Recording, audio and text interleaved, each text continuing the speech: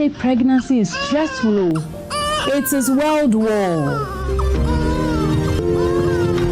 Dreams are paused, futures rewritten, and childhood replaced with the heavy responsibility of raising a life. They impregnated her, and at the end of the day, when she came, she was HIV positive. This is not just a story of motherhood, it's a cautionary tale. Your friends will laugh at you at that time because nobody expects you to get pregnant at that time. You get that reactions from the nurses when you go to the antenatal. Some of you would go like a krakatiwa, so they walk off. Too Young to Mother on Joy News.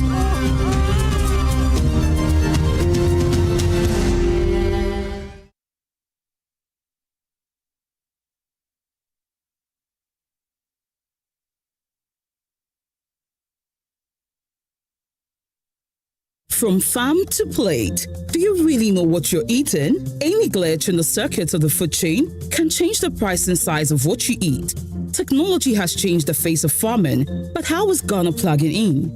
Join Jesse Aram Agbakpo, Emmanuel Bright Kweku on the food chain as they project startups in the agri sector, highlights the gains and plight of industry players while engaging with experts for more insights in agri-related issues. Food chain, everything agriculture and more, as during the Joy Business Report every Thursday at 1 p.m. on Joy FM and every Saturday at 6 p.m. on the Joy News channel, with a repeat on Tuesdays at 2:30 p.m.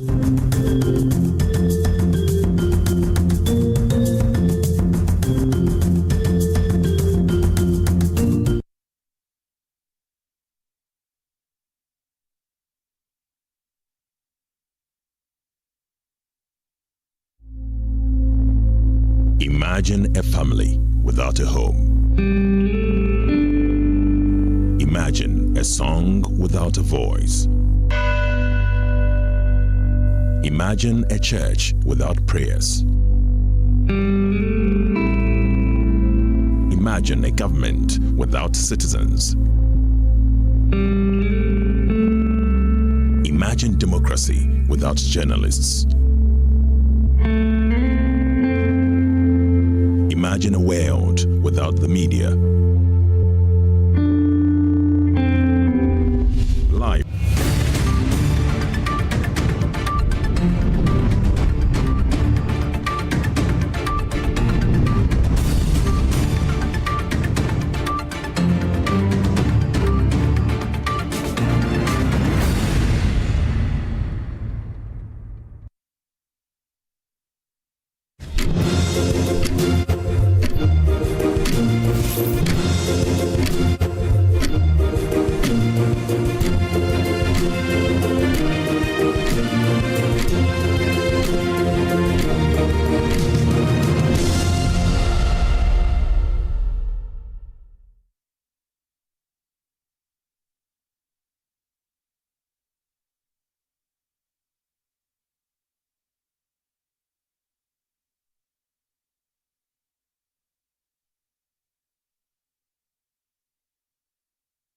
Well, good morning and welcome to the AM show. To our cherished Muslim viewers and families celebrating, we extend warm wishes to you. I should have been in some fugu, but you know what? We have some game coming up over the weekend.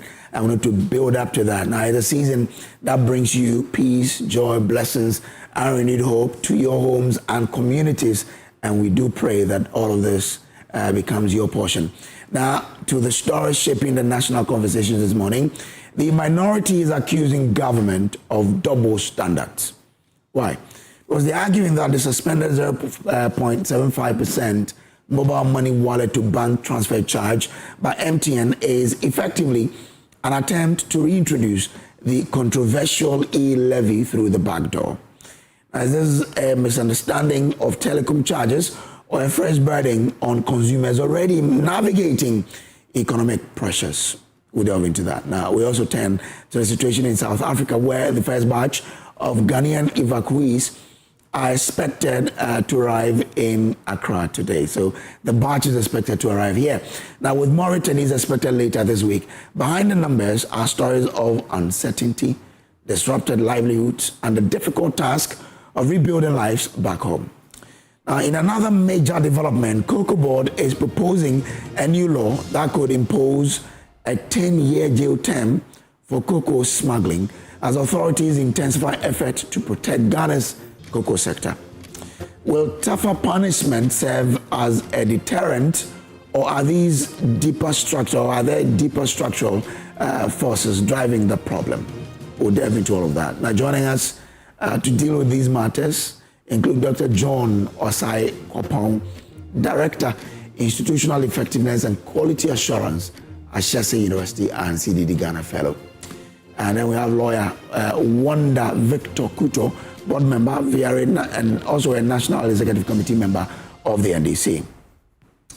Kwame Usudanso is also a lawyer and Executive Director of the Lands and Mines Watch Ghana. He'll be here.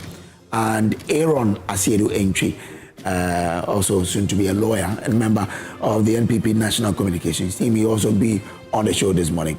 We also have some news updates coming up shortly for you. So wherever you are, thank you for joining us, our Muslim brothers and sisters, Barakah Salah. And wherever you are, enjoy it. Good morning once again, and stay with us. My name is Samuel Kojo Braze. I always do this with MFA Akufo-Addo. Let's start with the AM News with Denisia Poma AJ.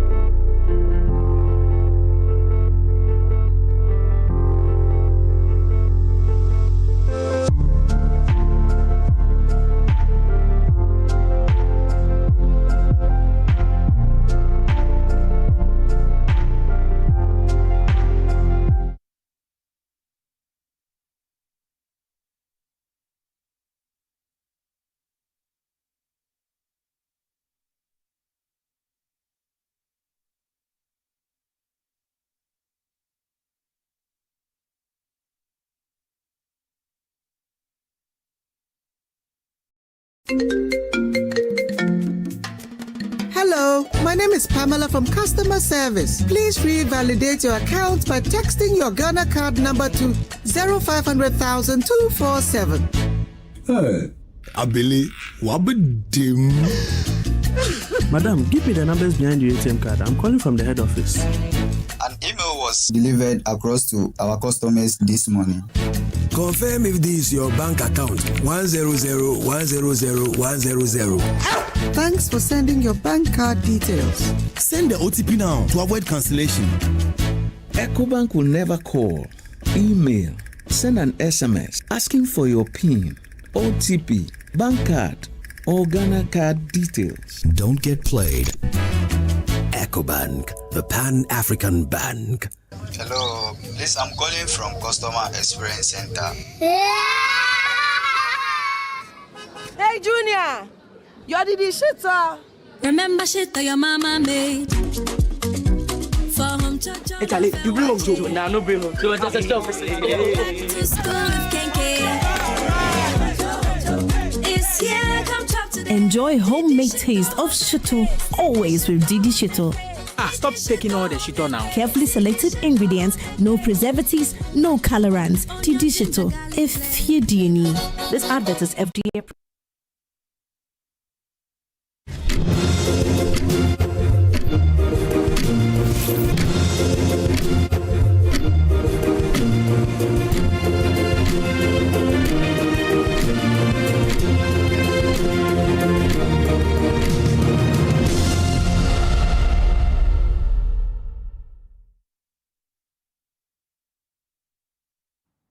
Hello, good morning, and welcome aboard to the AM News. My name is Denise Apomaide, and our very first story.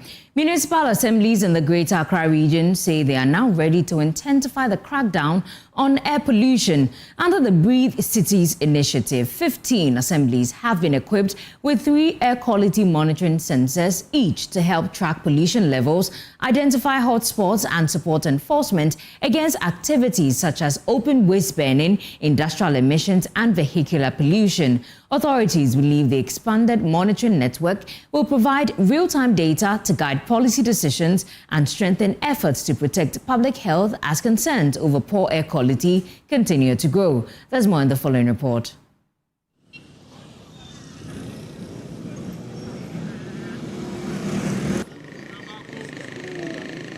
The pollution is all around us, in the smoke from vehicles, the burning of waste, and the dust hanging over busy roads in Accra. But for a long time, there was limited scientific data to show just how polluted some communities really are. And without data, it has been difficult for authorities to act. Clean Air Fund lead in Ghana, Desmond Appiah, says that remains a major challenge across Africa. The level of air quality data collection in Africa is very low. Secondly, because it's low, we are not really putting the information in the hands of the policymakers in the states that the policymakers can understand. The pollution comes from many sources. One major concern is open burning, which is illegal. But city authorities say monitoring offenders has not always been easy. Environmental and Municipal Health Officer for Ayawaso North, Richard Donko, says one of their monitoring locations recorded worrying pollution levels. Unfortunately for us, one of our locations, that is the cluster of schools, happened to be the highest on the list of PM 2.5. So it was a great concern. For years, some assemblies had no monitoring equipment at all. We didn't have even one. Now, organizations like Breathe Accra are trying to change that. With funding support from Breathe Cities, the project is expanding its air quality monitoring network across Accra.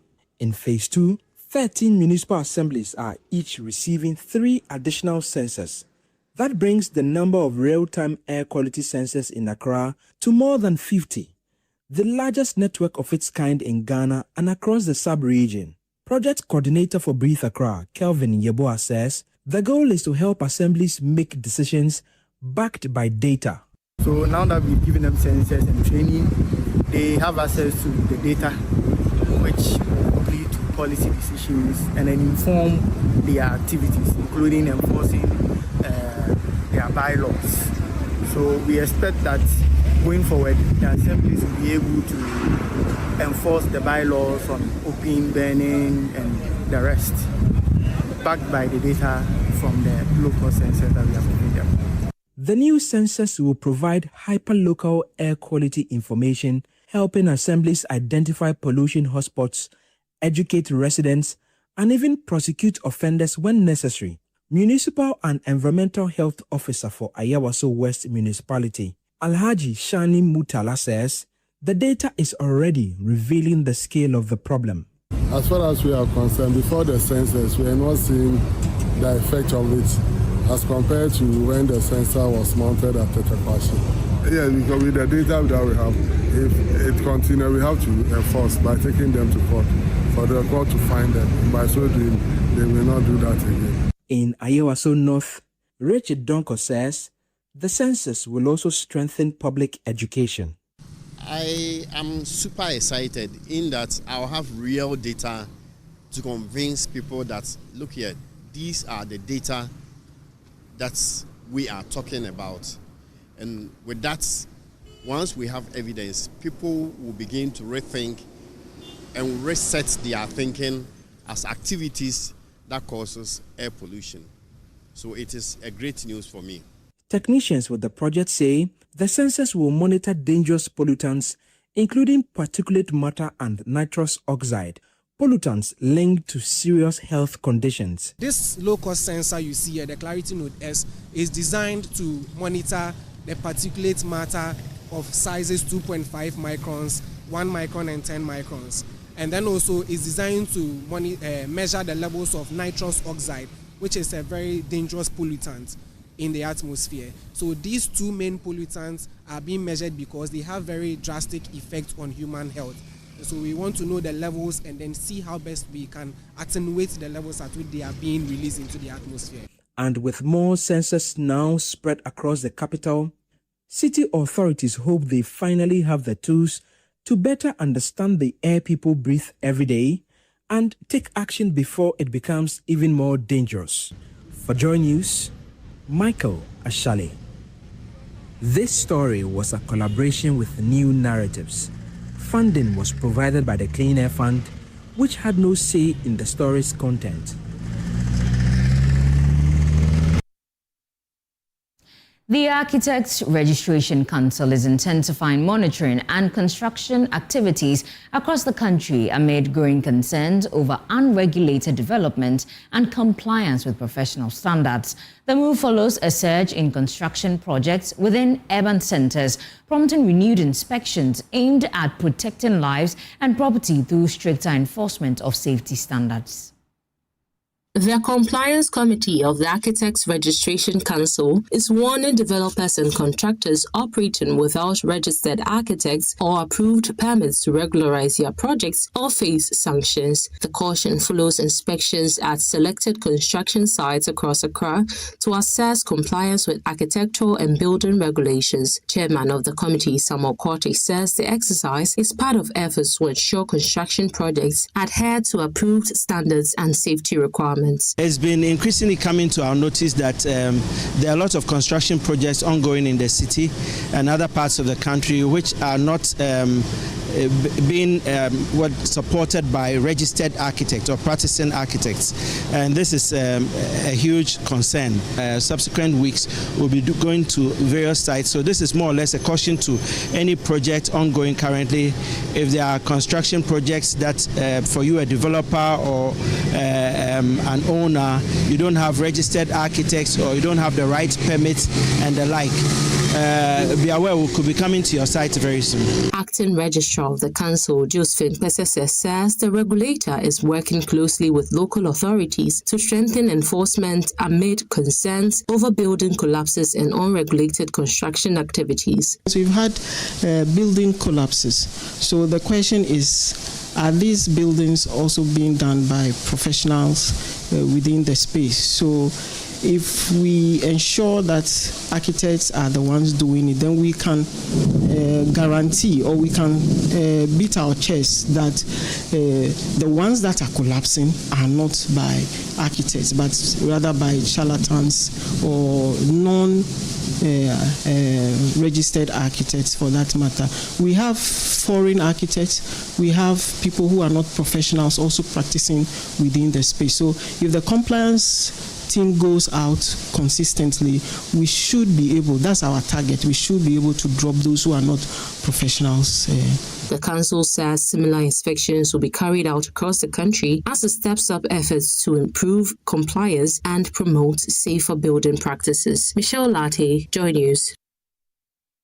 Let me take you to the Central Region. The Mankesim Traditional Council has rejected any proposed diversion of the government's Big Push Road project, insisting it must extend to the Mankesim roundabout, as announced by President John Mahama. The council says any change by the contractor or roads ministry would go against the president's directive and the expectations of residents.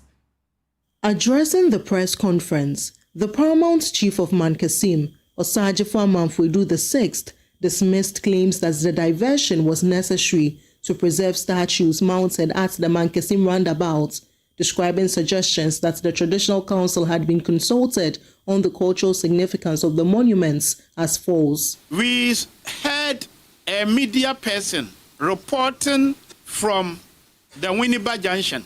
It is believed that the Minister for Roads and Highways was among a team, and his statement was that the statues at the Mankesim roundabout represented the cultural heritage of the chiefs and people of Mankesim, and for that reason they were going to divert the road. That is why we are here.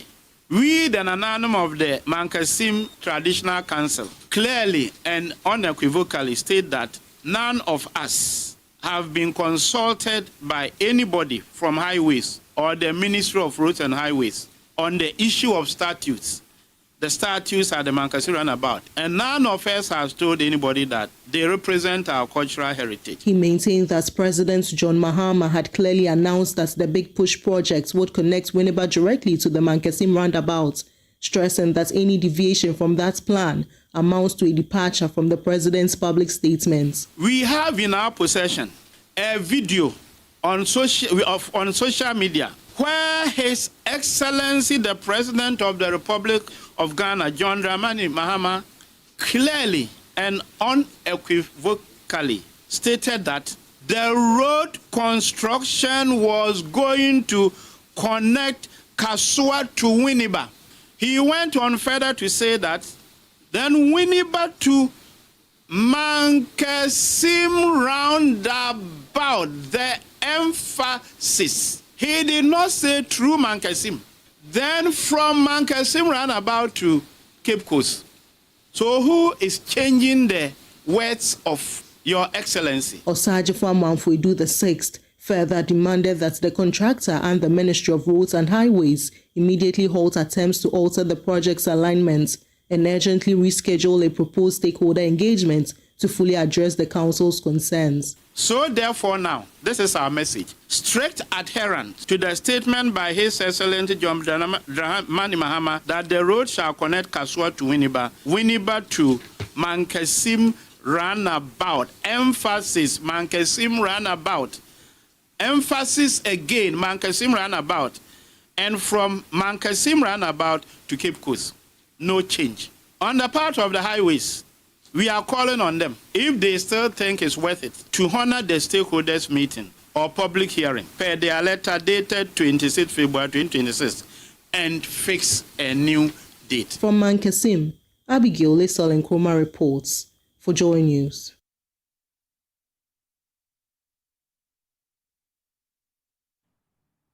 Well, it's now time for some business updates. The Hunter Pele himself, Samuel Kojo, will bring us that right after this breather.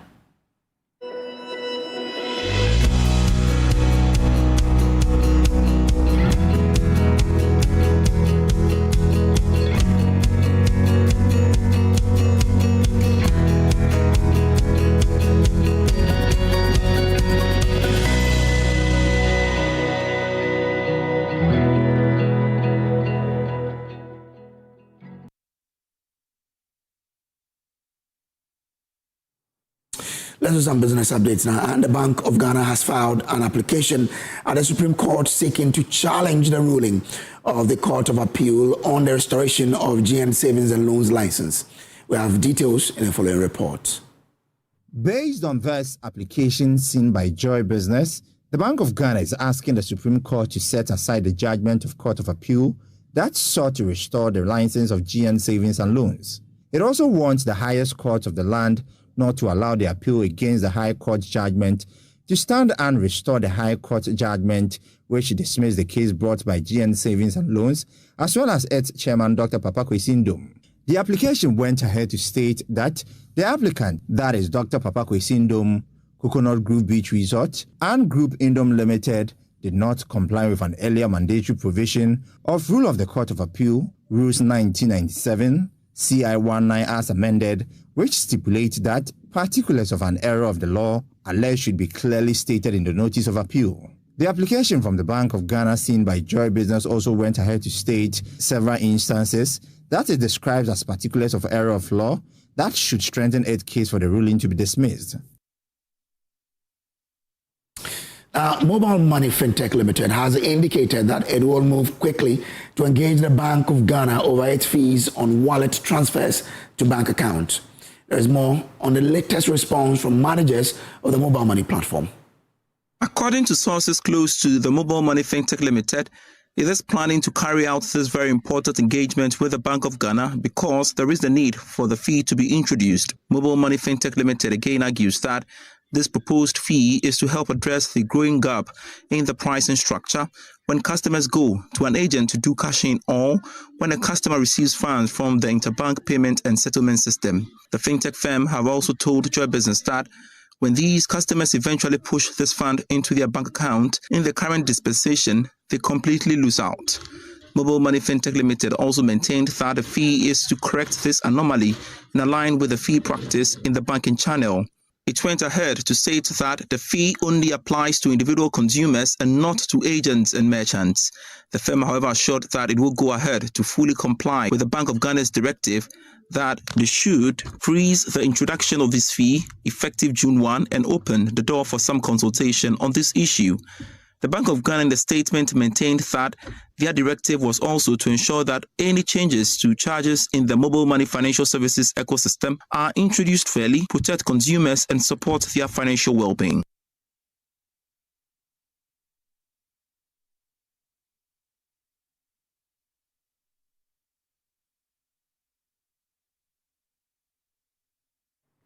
All right, that's all in Business Update. Back to you, Denicia. Thank you. And Tapeli Samuel Kojo Brace. That's it for AM News. Don't forget that the AM show is sponsored by Shield Silicone Paint from Azar Group, Syntex Pipes, and also Time Herbal Mixture. Now, ladies and gentlemen, as we enjoy today's moment, remember to keep your body refreshed and your energy right with Fresh Drop Still Natural Mineral Water.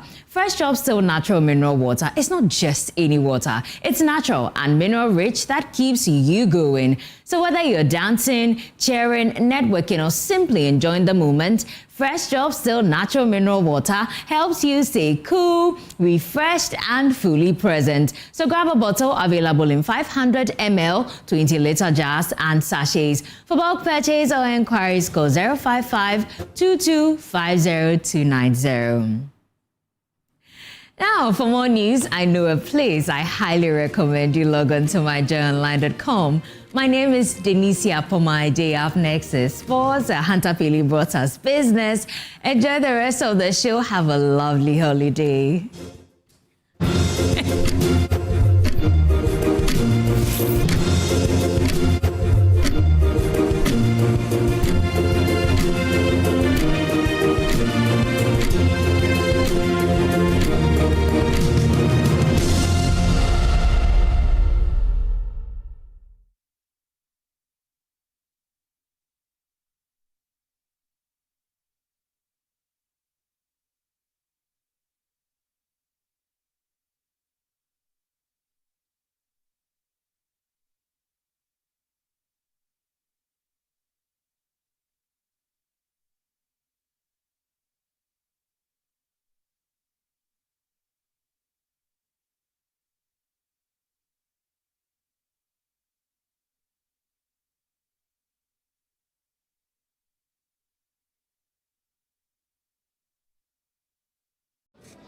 Hey, Junior, you did the shit, Remember shit that your mama made.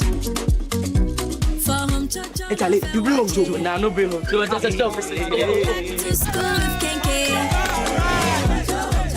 It's here, come talk to them. Enjoy homemade taste of Shito, always with Didi Shito.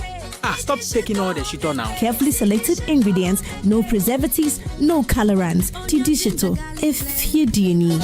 This advert is FDA approved. Another week is here on the greatest of all time show. My name is Giovanni Clip, and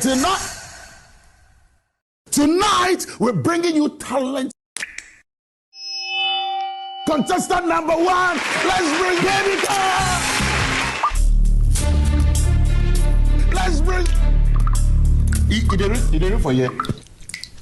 Cut. Oh, there is a leakage. Where's the plumber? For quality and durability, insist on Syntex pipes. If you want quality, this be where you belong. Strong, tough, and reliable. Your perfect match to your trusted Syntex pipe. Syntex pipe, it they carry water, no wahala. Syntex pipe, it they make water they flow. Syntex, and you're strong, and you're tough.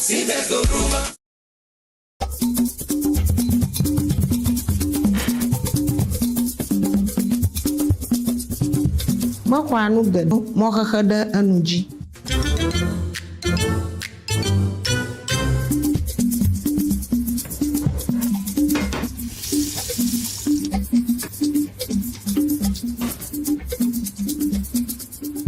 Balala na mama di na sesi eshi ayo. Enye balala mudododo blanu swe wowo ni. Jofa dada nanu ja egome chonya plewo balala basha beji. Good Conduct, Great Life is brought to you by Indomie. Tastes great. More Kivo inside. Kivo Gary Soaking Mix. Taste of Ghana. Now let me share my wildlife experience with you at Safari Valley Eco Park. Welcome to Safari Valley Eco Park. Our electric shuttle pulled up, and in no time our tour began. We were surrounded by wildlife from the moment we entered the Eco Park. We were greeted by experienced tour guides who took us through orientation and how to better enjoy the experience. Watch these animals roam freely in their natural habitat undisturbed by our presence. We saw zebras, sable antelope, brown cranes, mara, silky chicken, nyalas, Shetland ponies, and so many animals I just couldn't keep up. Our tour guides taught us so much about the wildlife, their behavior, and how to interact with them. I even fed them. We also went fishing on a man-made canal. Then we took a break to have lunch in this serene environment. All this amazing experience for this price for adults? This price for teenagers. It's a bargain. As the sun began to set, it was time to go back home, but not before dinner by the campfire. It's been a thrill of a lifetime, and I can't wait till my next visit. Safari Valley Eco Park, bringing you closer to nature.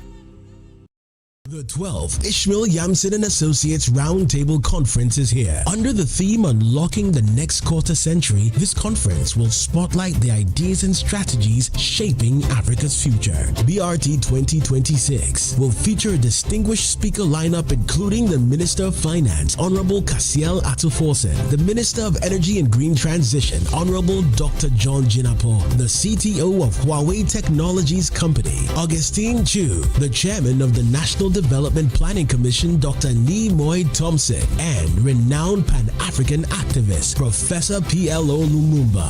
Join us on the 28th of May 2026 from 9 a.m. to 5 p.m. at the Movenpick Ambassador Hotel. Register now at brt.ieyamson.com. BRT 2026 is in partnership with Goldfields, Huawei, MTN, Text Genesis, Nosme, Gasem, UMB, Lofton Keys Properties, Coronation Insurance, Unicam, Fiducia Data Solutions, Brasica, Vanguard Assurance, Excelsior Global, Coral Reef Innovation Africa, Guosevo, as well as Mojo Pay and People's Pension. Media partners. Cadbury Hot Chocolate. Crafted from cocoa, milk, and sugar. Creamy, chocolatey, frothy goodness, rich taste, so satisfying. Cadbury goodness, the treats you deserve every day.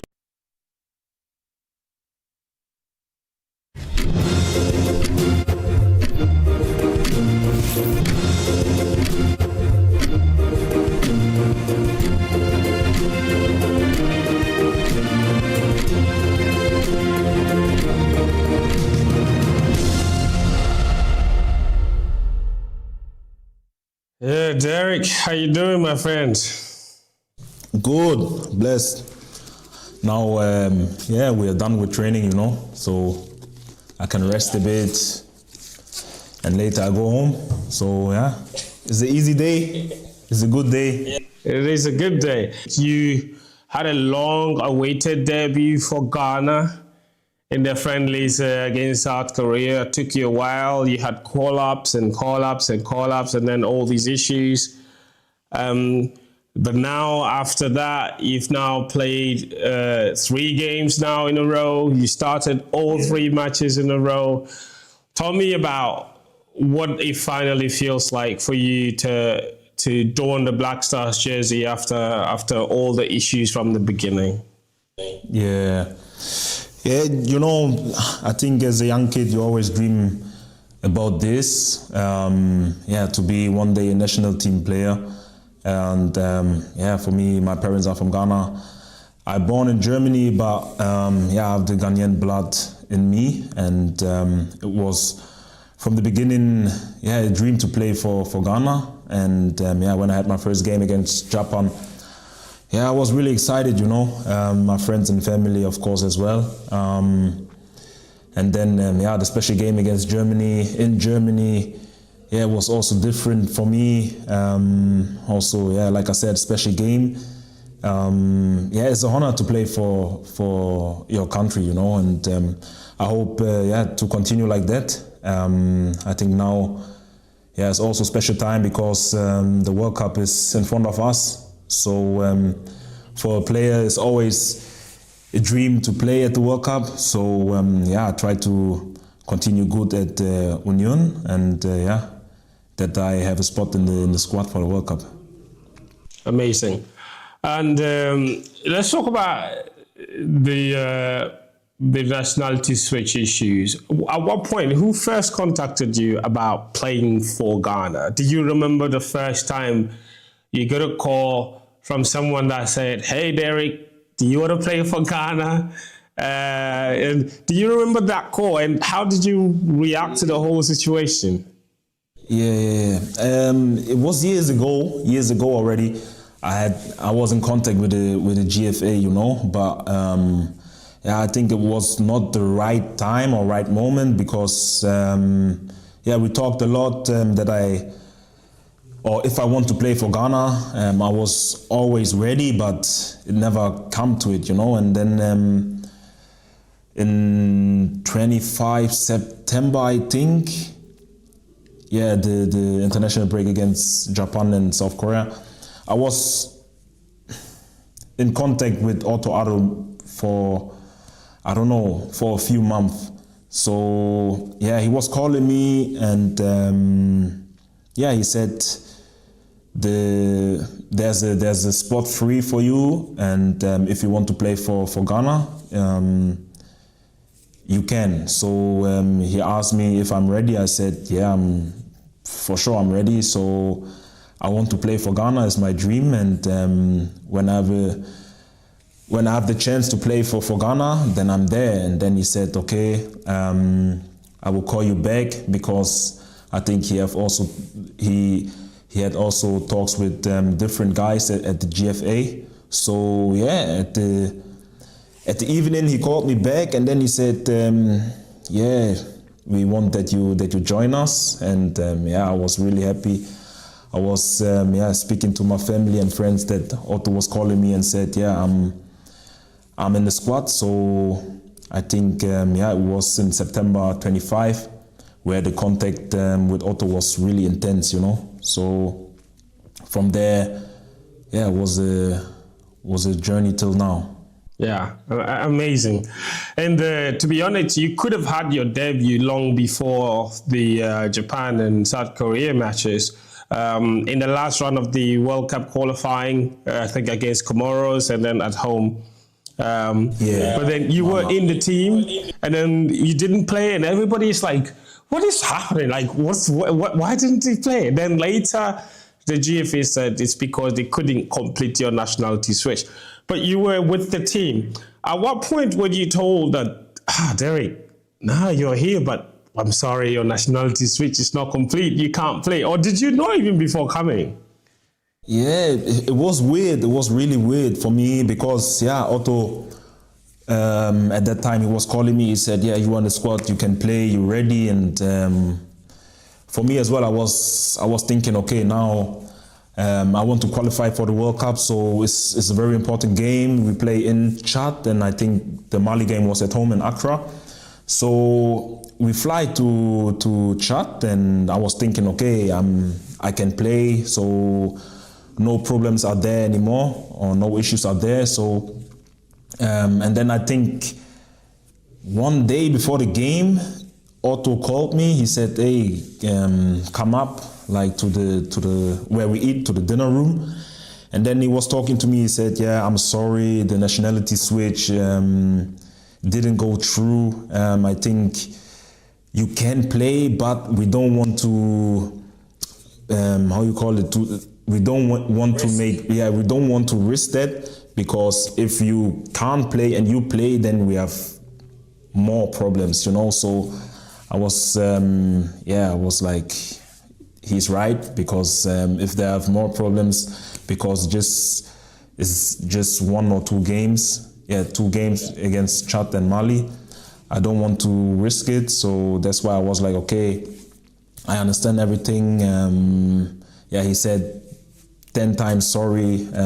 He's so sad that I can't play. He said, try to fit in the group. You have new teammates, so train good and take everything with you, and then for the next time you know how everything works. So for me personally, it was also sad, but I know these rules are really strict. So it was a bit sad, but now I can be really happy because everything went through well, and now I can play for Ghana, And obviously you couldn't play, but then you were still with the team trying to make teammates. Then we come home against Mali. If we win 1-0, the celebrations. Tell me about that. What's it like? What is that like to see the Ghanaian fans in front of, play in front of the Ghanaian fans, qualify for the World Cup in front of them, and see the joy? I'm sure from watching from outside, it probably was unbelievable for you. Yeah, for sure.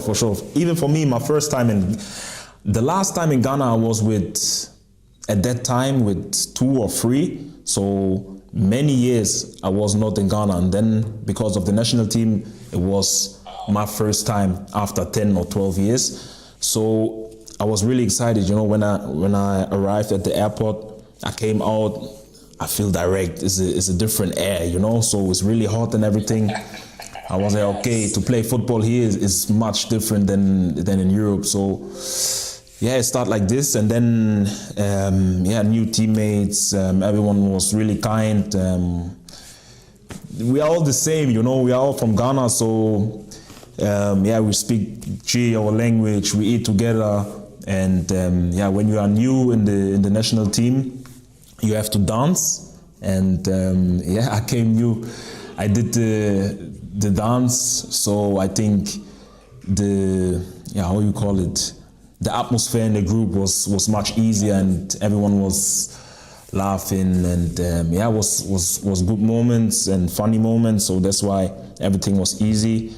And but of course you want to play, but at that moment I couldn't. So it was for me personally not that good feeling for me, but the team made everything really easy for me. And also when I watched the game against Mali in Accra, the crowd and the people there, they went crazy. They give the team a lot of energy. They pushed us. And for me, like I said, it was my first time, and I really enjoyed it. From outside, you have also a different perspective, you can see everything, you can feel everything. So, it was really intense, but I love it, so the energy was crazy. Yeah, indeed. And then obviously in the matches against Japan and South Korea, you finally had your debut. What was that like to finally wear that jersey? Because, like you said, you grew up watching the Black Stars for the longest time. You always looked at the team. You were supporting the team from far. And then, obviously, you came in for the qualifiers. You didn't quite get to wear the jersey, so you're itching, and you finally get to wear it. What was that like? The moment Otto told you, Derek, you're starting this game. You're going to play this match. And tell me about that moment when you finally made your debut. Yeah. It was, I think, a few minutes before the game, or a few hours before the game, Otto told me, hey, Derek, you're going to start. And he said, hey, play normal, like you play in the club. Of course, you're excited, but try to play easy, try to do your thing. It's a friendly game. You can show yourself, for the World Cup. And I told him, I'm going to do that, but when I went out and then with the national anthem, I had goosebumps. It's different feeling, completely different feeling than in the club.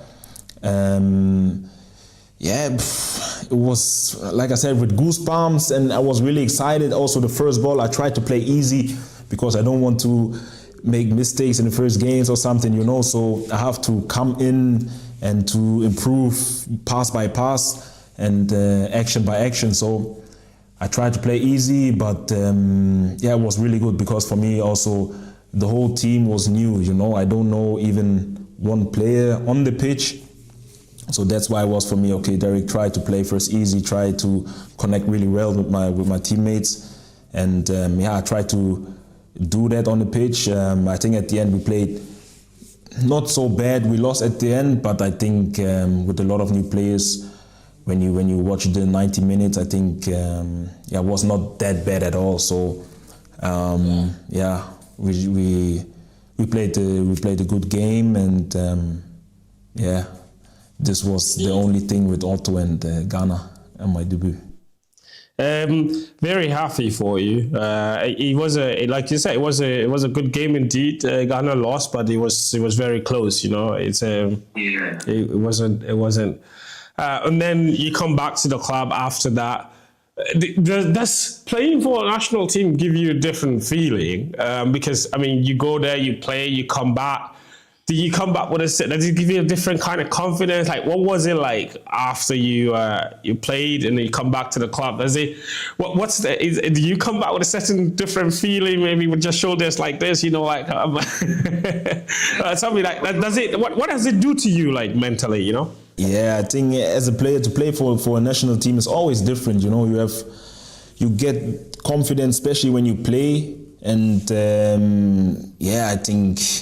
Now as well, when you qualify for the World Cup or for big tournaments, it's always for a player a big achievement, and I think you can take this confidence after the international break back to the club, and I think it helps you and the club as well. So if you're a national team player, you always have the confidence, and when I made my debut, I knew, okay, people are watching me, not only in Europe, also in Africa, especially in Ghana, Accra as well. So try to play good, try to be a good role model, and play with confidence.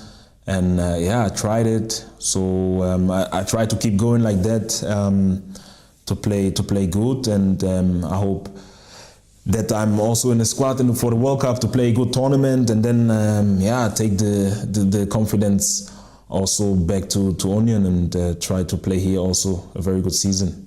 Yeah, amazing.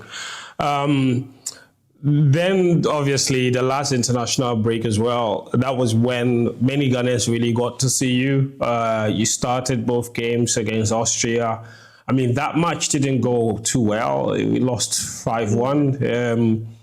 I spoke to a couple of players after that. The players themselves were really, really down because they thought that they let the country down. But from your point of view, like, what was the conversation like after that game? Because a lot of Ghanaians were very upset. Obviously you started, but in the end, the whole team, it just didn't come together. What would you say was the issue in that Austria game? Yeah, it's always hard to find the problem, but we were really upset after the game. Of course, these games we wanted to win. We went into the game and every player was with energy, and we tried to beat Austria, of course. But I think at the end, we conceded 2 easy goals, too easy. I think the connection was not really there. We had also a few new players. For them was also the first time. I think they have also not the connection on the pitch and off the pitch. I think that's why we are friendly, Of course, the 5-1 is a bit too much, but I'm so happy that this was a friendly and not in a World Cup or something or important game. So that's why we can take the bad things and try to do it in the training better and in the next game better. And you can see the first game was not good. It was really bad. And then also in the training and also in the hotel, we tried to stick together and play a good match against Germany. And there you can see also development and improve by players. So I think, we needed a bit time or more time. And I think against Germany, we showed a different face. And for me, I try to be positive, to look on the positive things. And when I see such a game against Germany, then I think Ghana, Black Stars, they have a good squad, and then we have to try to keep going like that, And in that Germany game, my friend, it's like you were possessed, my friend. Like you were, it was up and down. What a great assist as well. Tell me, obviously, till date, I think we all agree that that's your best game in a Ghana jersey. You only played 3 games, but certainly that was your best game. What was your own mindset and motivation going into this game? Because you had a really, really good game. Yeah. Of course, also, like I said, the 5-1 against Austria, it was really a hard punch for us. So we told ourselves, hey boys, we have to stick together. We have to show a different face. Of course, Germany, I think on the paper they are even better than Austria. So we were thinking, okay, it's gonna be a hard game, but try to show a different face. The defense and Ghana, the people there that they know, okay, hey, they are ready, and they try even to show a different face. And I think this was the first thing players want to do. And for me as well, of course, I born in Germany, Hamburg. My friend's family was there, so for me it was a special game. Of course, I want to show a different face because the 5-1 was too much, and every player was really motivated, and they said, hey boys, let's go, let's try to win this game. And I just gave 100% of me in this game, and I think my teammates as well. So that's why we played a really good match. At the end, of course, we are a bit sad that we don't play draw or maybe won this game, but at the end, it was a good friendly against a good Germany, a good Germany. So we can take something out from there, and then I think many things, and try to do that better in the next games. So here's the thing. Obviously, that was Otto gave you your debut. He had a really good impact in your coming into the national team. And then the day after the Germany game, where you guys really played well, to be honest. And then the next day you hear he's fired. I mean, were you a bit surprised to hear that? What are your thoughts on that whole decision? Yeah, of course. Otto, I know him many years ago. He was in Hamburg coach when I was under 15 or something at Hamburg. He was the coach from the under 19 or something. So that's why I know him already, because we are both from Hamburg. And I had a really good relationship to him, and I think when a coach is bringing you for the first time to the national team, you always feel something special for him, you know, and that's why I was, of course, shocked and sad for him, because he's a really good guy, and I have to thank him. He bring me to the national team. He made my dream come true, you know. So that's why I'm really, how can I say? I'm really thankful that he was the coach and he brought me to the national team. But at the end, it's not in my hands. People from the bigger station have to say who's the new coach or what happens with the Ghana national team. So for me, I would keep going with Otto. I want to continue also with the new coach. I'm just sad for him, but you know, football is a daily business, and everything can happen. You never know what happens. So we just continue like that. All right. Okay, Derek. Well, I agree with you 100%. You know, gratitude is very important. Be thankful for the time you had together. But football is like this sometimes. You know, it's very ruthless. Changes happen very quickly. But we have a new coach. Obviously, I don't think you know him very well. But Carlos Queiroz used to coach Egypt to the AFCON final in 2022. Obviously, he was Manchester United assistant coach. Alex Ferguson coached Portugal to the World Cup 2010, coached Iran to 2 World Cups. So he has a lot of World Cup experience. What do you make of his appointment? I don't know him well, but I've seen of course his station where he was, Manchester United, Real Madrid, and like you said, Egypt, and a lot of World Cups.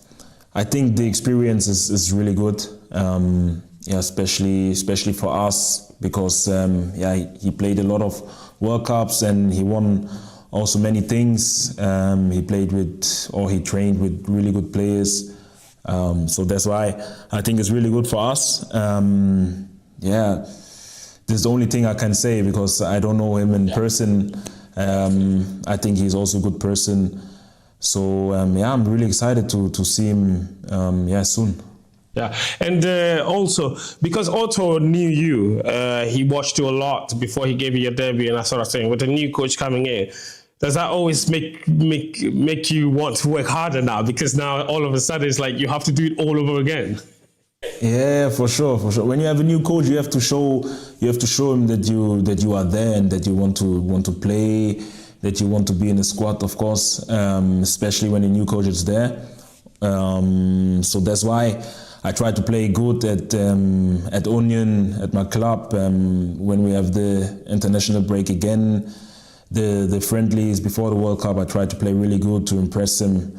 That he have no chance to let me down, you know. So I try to play very good and try to keep going like that. And then I hope that he will call me for the next few games. Yeah. Amazing stuff. Derek, I truly appreciate your time. I know you're running out of time. So I'm just going to do this real quick. I have a list of 5 left backs, and you have to rank them for me, but you don't know who I'm going to mention next. Okay? But you just put them for me 1 to 5, who you think belongs where. So I'm going to go, my first name on the list will be Patrice Evra. Between 1 to 5. You don't know who I'm mentioning next, so... Okay. I'll go 4. Number 4. Patrice Evra, number 4. Okay, where do you put Ashley Cole? 5. Ashley Cole, number 5. Where do you put Roberto Carlos? So you have 4, 5 guns. You only have 1, 2, 3. Yeah, 2. Roberto Carlos 2. Yeah. Where do you put Paolo Maldini? 4. I put in on 3. Now I hope. 3, okay, so you have 1 left, and your number 1 left back is Marcelo. Yeah, this is good. Yeah, you like your list, I'm good with this. Yeah. I was hoping Marcelo is coming. I was hoping. You were hoping. Is he your favorite left back of all time? He's my for sure. Wow, it's an amazing player. He really is an amazing player. Derek, well, I hope that you get selected for the World Cup. I hope you get to live your dream, because I know it's every player's dream to play at the World Cup. I know you deserve this because you've worked really hard. The last time you had the opportunity, you fought for the badge. And in Ghana, that's always what we need, someone that fights for the badge, like you fight for the country. If whether we win, we lose, whatever, but if we see that you're fighting, even in defeat, people love you. And we saw traces of that in that Germany game. You give 110%. Now in football, 100% is no longer enough. You have to give more than 100%. And you're such a really nice guy as well, like really lovely young man. And I am praying and I wish you all the very best for the rest of your season. Jacob said I shouldn't ask about your new coach, so I'm not going to ask about your new coach. I can tell you she's really good. Yeah, that's all you can say. Okay, good. Fantastic. That's it.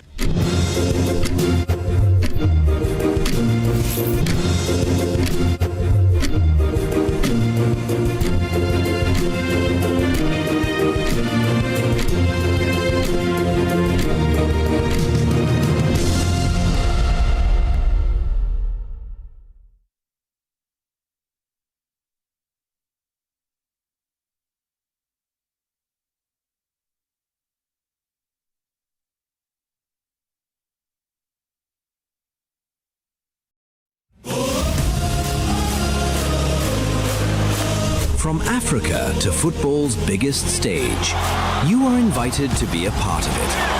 Feel the rush, the passion of every moment. Don't just watch the game, live the FIFA World Cup experience. With VIP seatings, exclusive lounges, gourmet dining, priority access at every turn, luxury all around you. Seamless, effortless, exceptional, because this is more than a ticket. This is your FIFA World Cup 2026 experience. Brought to you by Match Experience Hospitality. Call 055 155 1119 or visit matchexphospitality.com to secure your packages or walk into any Absa Bank branch, our official banking partner, for more information and payment. Hey, Junior! You did the shit, sir. Remember shit that your mama made. Hey, Charlie, you bring up Joe. Nah, no bring up. So that's a stuff. Back to school with Kenke. It's here, come talk to them. Enjoy homemade taste of Shito, always with Didi Shito. Stop taking all the shit on now. Carefully selected ingredients, no preservatives, no colorants. Didi Shito, if you do need. This advert is FDA approved. Hello, my name is Pamela from Customer Service. Please revalidate your account by texting your Ghana card number to 0500,000 247. Hey, Abili, wabidim. Madam, give me the numbers behind your ATM card. I'm calling from the head office. An email was delivered across to our customers this morning.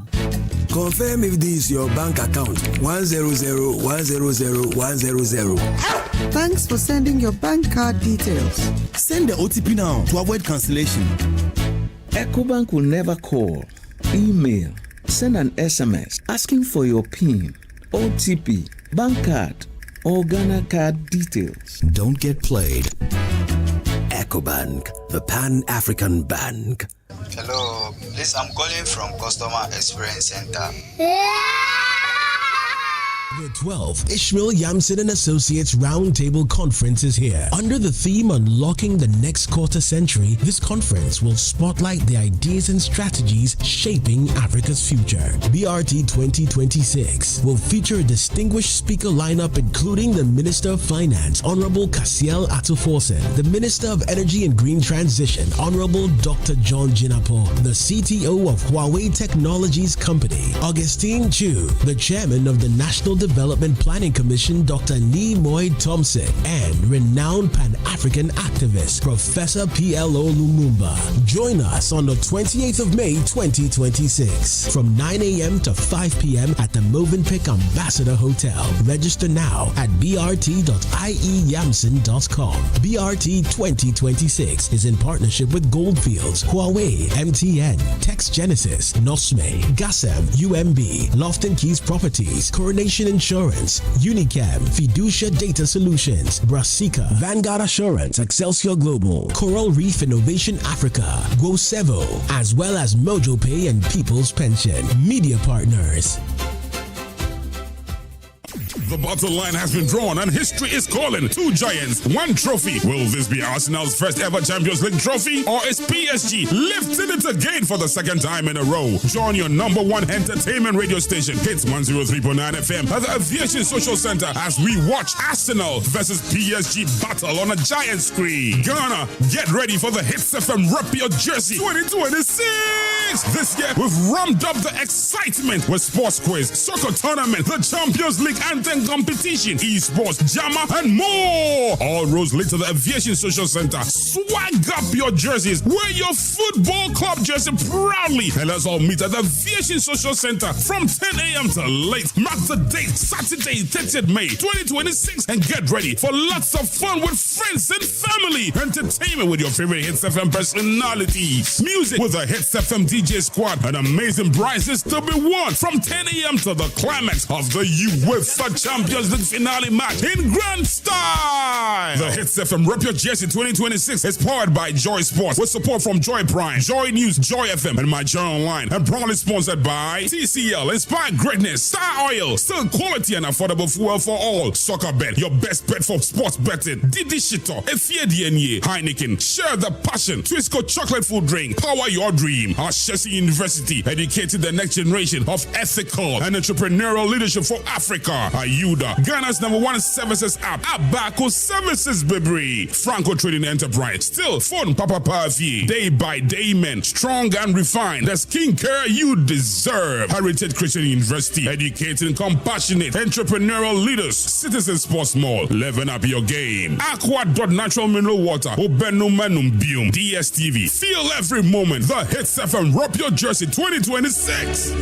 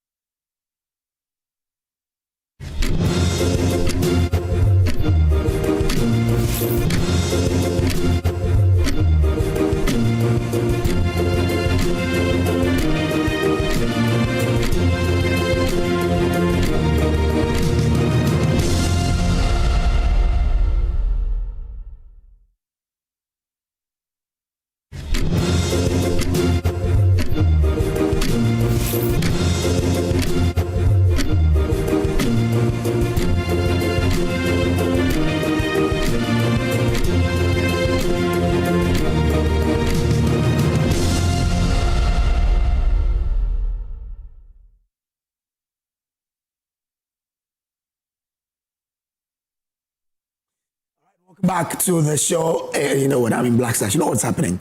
Over the weekend, there is the Rep Your Jersey by Hits FM when we watch the finals of the UEFA Champions League. Now, Arsenal won the EPL and we cannot live in this world. How much more if they add the UEFA Champions League? I don't know who on the table is an Arsenal fan, but, well, Fred is watching now. Fred, hi to you.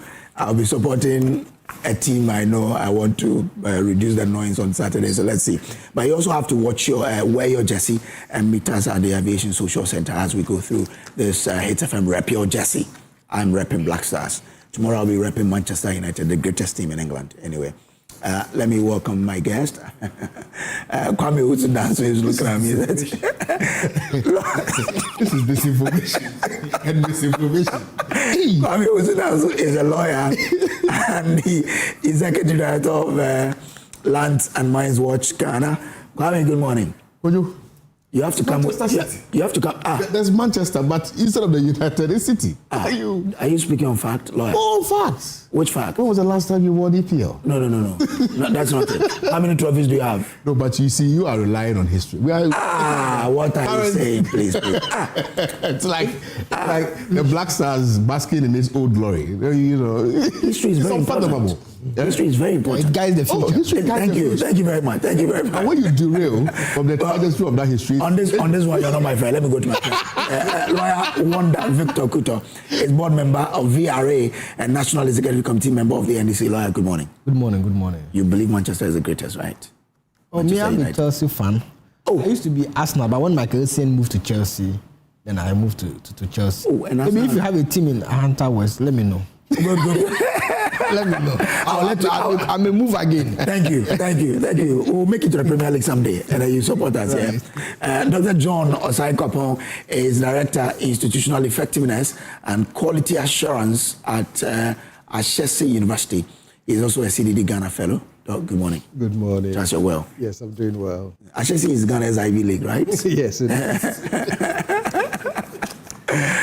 Only comparable to UCC, of course. Yeah.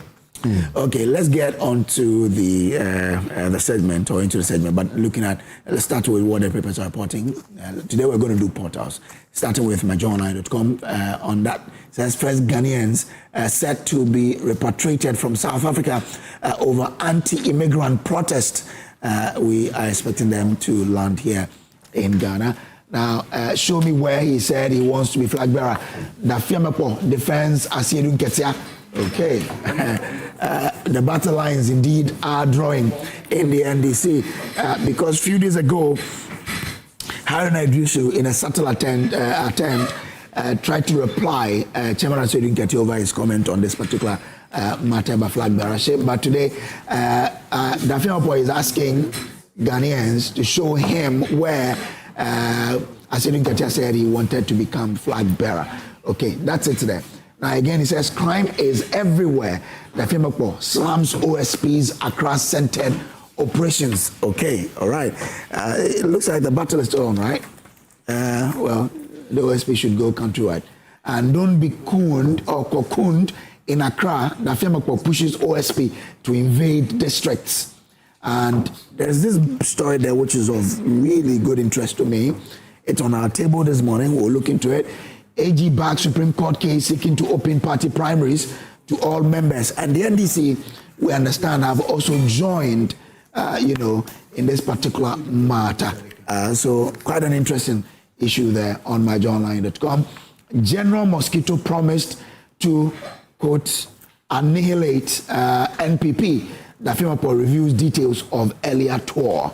Okay, interesting. I say the battle lines are still taking shape in the NDC. Let's do some other portals as well, and then we can come back in studio. Let's see. Move on to Graphic Online. On that page, engine failure resulting from overheating most likely caused remember the plane that crashed, the light plane that crashed.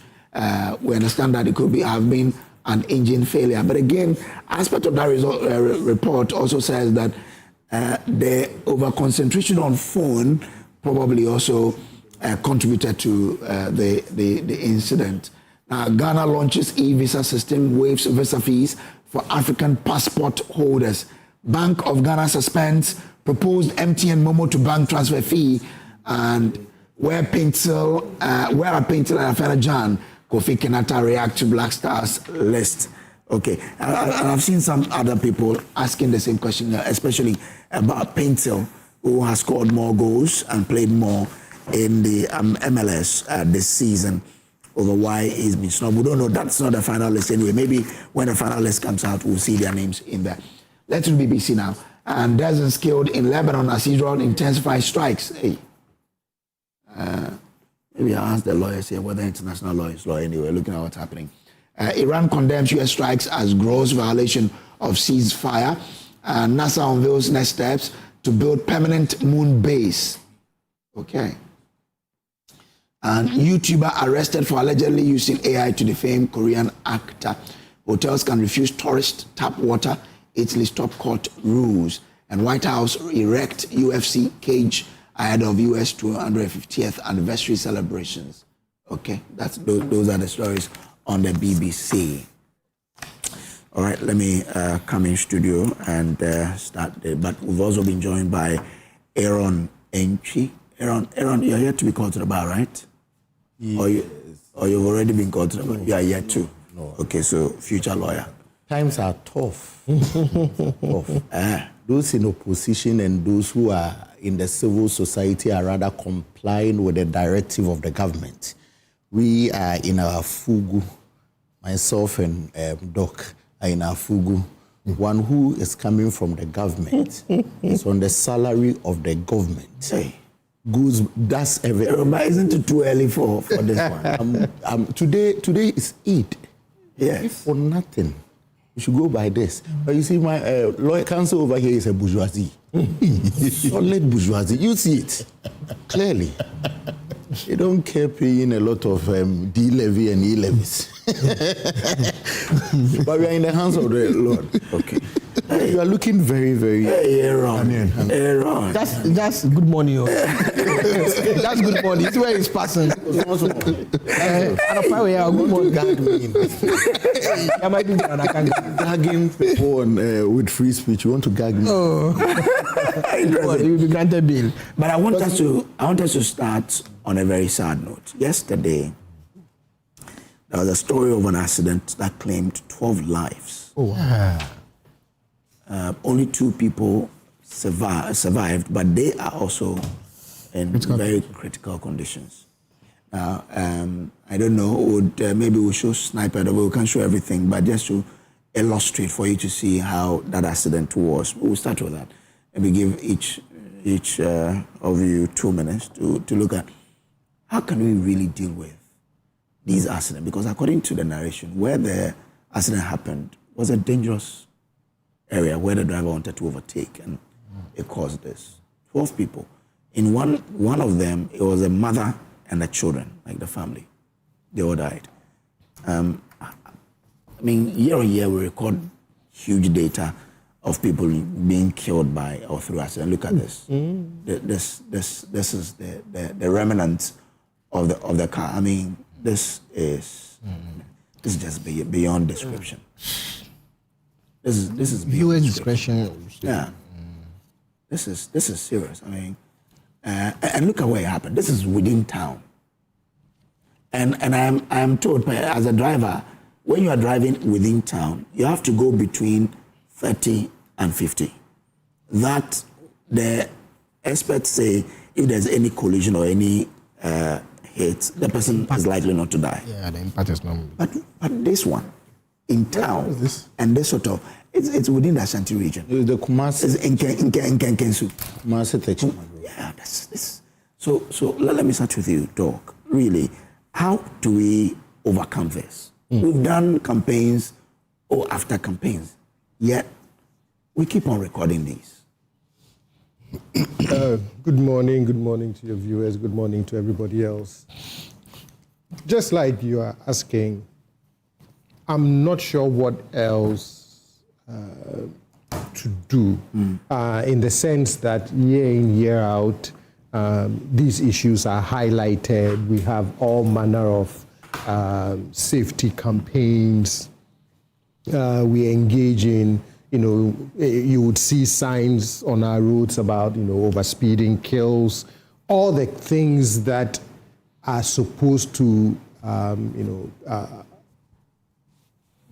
make us aware of the hazards of engaging in reckless driving, overspeeding, and all of that. And you would hope that all of these different campaigns and activities would conscientize us enough that those who ply our roads would always have that in mind. So it's unfortunate when we continue to see these things. I know that there are times where when these conversations come up, we want to point to the state of our roads, but when all is said and done, I also believe that it is the recklessness, And it looks like they happen usually at where the roads are better. Yeah. So a friend of mine was telling me that left to him, if the road becomes terrible, let's construct those that are out of towns and leave the one in town. It controls the drivers. Because this is within town. The road is better. Certificate to overdrive or overspeed. So that, for me, it's beyond intensifying these educational campaigns and all of that. I really am at a loss to see what else can really be done, to ensure that these drivers, stay conscious enough about the hazards of some of these reckless acts on the road. Kojo. Yeah. We say good morning to my brothers here, yourself, and our cherished viewers. I must say that this is a very sad incident to kind of view this morning. Very, very sad. I must say that when we talk about accidents, I always say that we need to check our attitude, our cultural setting, first and foremost. Because if you go to some jurisprudence, if you go to some countries, even once you sit in the car, the driver will tell you, wear your seatbelt. If you go to Europe, you go to America, once you sit in the car, they will tell you, wear your seatbelt. But in Ghana here, we disregard these basic yet very important and meaningful stuffs.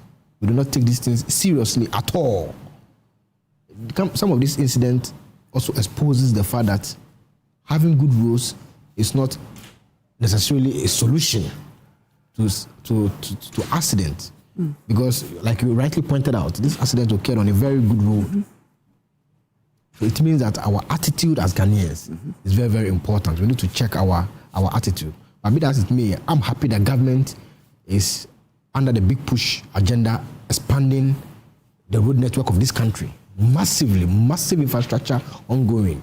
In less than 2 years in government, you could see all over the country, there is major road network, major access to road and infrastructure ongoing. And let me also use the opportunity to express my condolence to the family of the deceased. Is to see your relative die in this manner. It's a sad thing. It's a sad thing.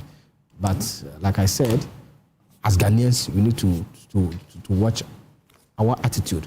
But there's a larger question that we may probably have to look at the compliance, the regulatory compliance, DVLA. We need to probably look at their workings. If you go to Kaneshi, Nana, some vehicles there, I can tell you that they are not road worthy. If you go to Kaneshi now, some of the vehicles there, they are not road worthy. But trust me, if you attempt to take them off the road, you will hear politics in this country. There will be politics in this country. We probably have to look at these issues. But you have pointed it out that these accidents are occurring on very good roads. It's even possible that the cars were in probably good shape. So it boils down to our attitude as Ghanaians. Yeah. That's why we focus on our attitude, because you can have a very good car, you can have good roads, but if you not adhere to road safety measures, some of these accidents will be unavoidable. So basically, yes, it's good that under the big push agenda, we are having our road network being expanded. It's good that we are pushing that our regulatory agency, like DVLA, implement the laws to the latter, make sure that those driving have the requisite license, the cars are roadworthy and all of that. But more importantly, as citizens, we need to check our attitude is very important. Thank you. All right. Well, Kojo, thank you for the opportunity again today to be here. And let me extend a voice of greetings to my co-panelists and then the viewers alike.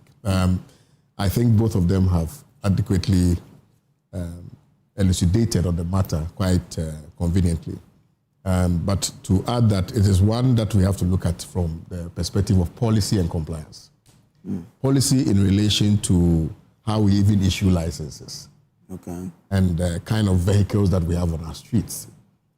And also that, whether there are systems in place in checking reckless, excessive speeding and things like that. Because oftentimes you would notice, like you rightly indicated, the roads are better because it does not feed into the 39% motorable roads that we have. It means that, wherever it is that they were plying, it's in good condition. So it is one that has to really do with the attitude of the driver.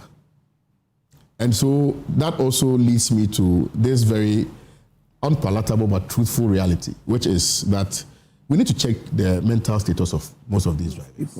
Mental health is a very serious issue. And I cite this example because I was nearly involved in a similar accident, head-on collision. This was just yesterday, when it was raining heavily around the DVLA Kwabenya enclave. I was driving. The truck driver just overtook the other vehicle and was driving straight into my vehicle. I had to veer off the road. So it tells you the thinking of people. And the guy didn't even slow down for me to get an opportunity to navigate. He was just driving straight into my vehicle. So then I thought to myself, I'm sure this person is not even having the presence of mind, to even drive on our roads. So it fits into the larger conversation that most of these drivers that we have around are not mentally stable. So we need to ensure that by way of policy, persons who are given driver's licenses to drive are checked thoroughly. Because they are carrying human beings. People who have to go and perhaps buy goods and come and sell, earn an income for themselves, take care of their family. They've perished as a result perhaps of the recklessness on the part of the driver. And the funniest thing is that oftentimes the drivers survive. Oftentimes the drivers, they survive. And then the passengers, most of them will die. So if you look at this clearly, the driver's side is not. But we understand the driver is seriously in a critical condition. Yes, but he's not dead. The likelihood that he may survive is high. You see, so that is the policy perspective. Then the issue of compliance is what Wanda spoke about quite eloquently. See that we know that we have some very terrible vehicles on our roads. What are they? We know that sometimes the roadworthiness of these vehicles are contestable. And most of these vehicles have not even renewed their... Exactly. Most of the drivers we have, they don't even have licenses, but they are driving. So it's a matter of compliance, ensuring that we force people to comply with the rules of engagement. If we did that, we would see some of these things, either curtailed or not even happen. Okay. And let me also add my voice to Wanda, to condole with the bereaved families. This is a very sad and melancholic experience that I wouldn't wish for even my enemy. So we condole with them, and we pray that policy and compliance are adhered to in order that some of these things will not recur. Aaron, let me bring in here now, because we all realize that drivers usually try to save themselves. And I don't know whether when you put it. I said I like how you put it. My father is a driver. Right. Before, when I was not driving, anytime I take a car and he's there, he won't let me sit at the front. Always direct me. I'll sit behind the driver. So, but have we seen enough punishment for such drivers, such that will serve as deterrent for how they behave on the roads? Breeze, let me first say a very good morning. Though I've already spoken to my panel members and our viewers, and to yourself. And I bring you fraternal greetings from the next president of the land, His Excellency Alhaji Dr. Mahmoud Bawumia. He says he specifically greets you and your viewers. I'm grateful to him. Grace, if you look at the video, This is a family that has perished because a mother, children, everyone gone. I remember when we were very young, my father would never allow us travel together.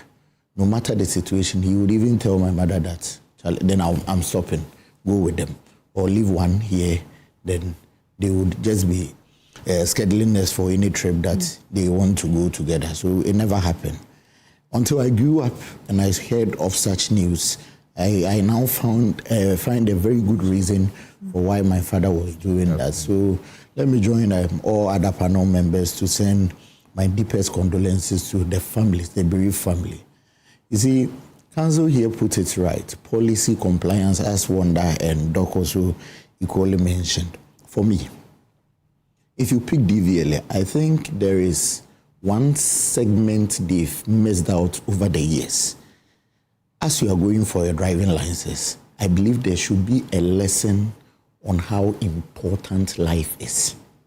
If for nothing, your own life. Because as we sit here, Wanda is a family man. Someone is looking up to Wanda. So Wanda coming here, his safety, put his family even aside. There are political party apparatchiks who are even looking up to him. Because if Wanda is no more, that person's fate is just determined or severed from the political party. And so the essence of life is very important. You see, when you talk of punishing the person is even in critical condition. Brace, if you see the person, you would even be forced to give the person money. In that situation. After he's recovered. Yes, we can look at that regime. But I think we should even deal with the preventive rather than dealing with curative. Okay. If we deal with the preventive, in fact, you see, just imagine a voter. Somebody wakes up going to vote.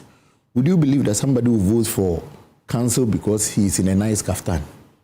Because it has worked on the person's emotion. We should find a lesson throughout to educate whoever is coming for driving licenses. Now in Ghana, you can sit home. The only thing you have to do is your eye test and you get a driving license. We should check that regime. It is for our safety. For me, I was working with one politician. He will tell you that, Aaron, if you see the pothole, faboom, hit it. Let the car spoil and we will all be here. Rather than dodging it and killing me. No matter the event we are going, they are there because of us. If I die, they will invite another person. So make sure you go slow, go to the pace I like. So if the event is 4 p.m. and you can use an hour to get there, we even begin our journey around 1:30, 2 hours, 30 minutes. It's better you go and park somewhere, you relax, come home. He told me that how he struggled to get where he is because he lost both parents to accident. Way back in Oxford International School, where I did my junior high education, I had a very good friend, Akufo. Akufo was with me, we were playing football, the father came, the father brought this home to boarding house guys, we chopped. We are going to dine in, because we've eaten, it's a Charlie dining way there, we are not even going. We went to the room, we woke up, got a call, Akufo's father is dead because of accident. Just like that. Too bad. Just like that. And so in as much as we are dealing with the policy compliance, as part of the policy, we should ensure this education is so critical. You see, if you... But haven't we had enough education? You see, if you do... I mean, I remember drivers who call Abutreye, that is all of that has been there. You have to bring it back. Who's the person even having the driver's license? If it becomes so critical that I need to get this before I get the license, people take it very serious. I need license to drive. I've gotten the license. You are now coming to sing to me. My own former boss, Baisose Akufo, had this song, Kwanzu motor driver or something. I mean, now I have the car, I have the license. How do you even stop me? But when I go through that pain of a lesson, there is an exam to score me to see whether I've passed the test, to understand the essence of protecting one's life, if not for anybody's life. Okay. You get the sense of protecting yourself and leaving people in disarray. Okay. All right. So it's quite sad. Our condolences to the family, the bereaved family, and all who is associated with this.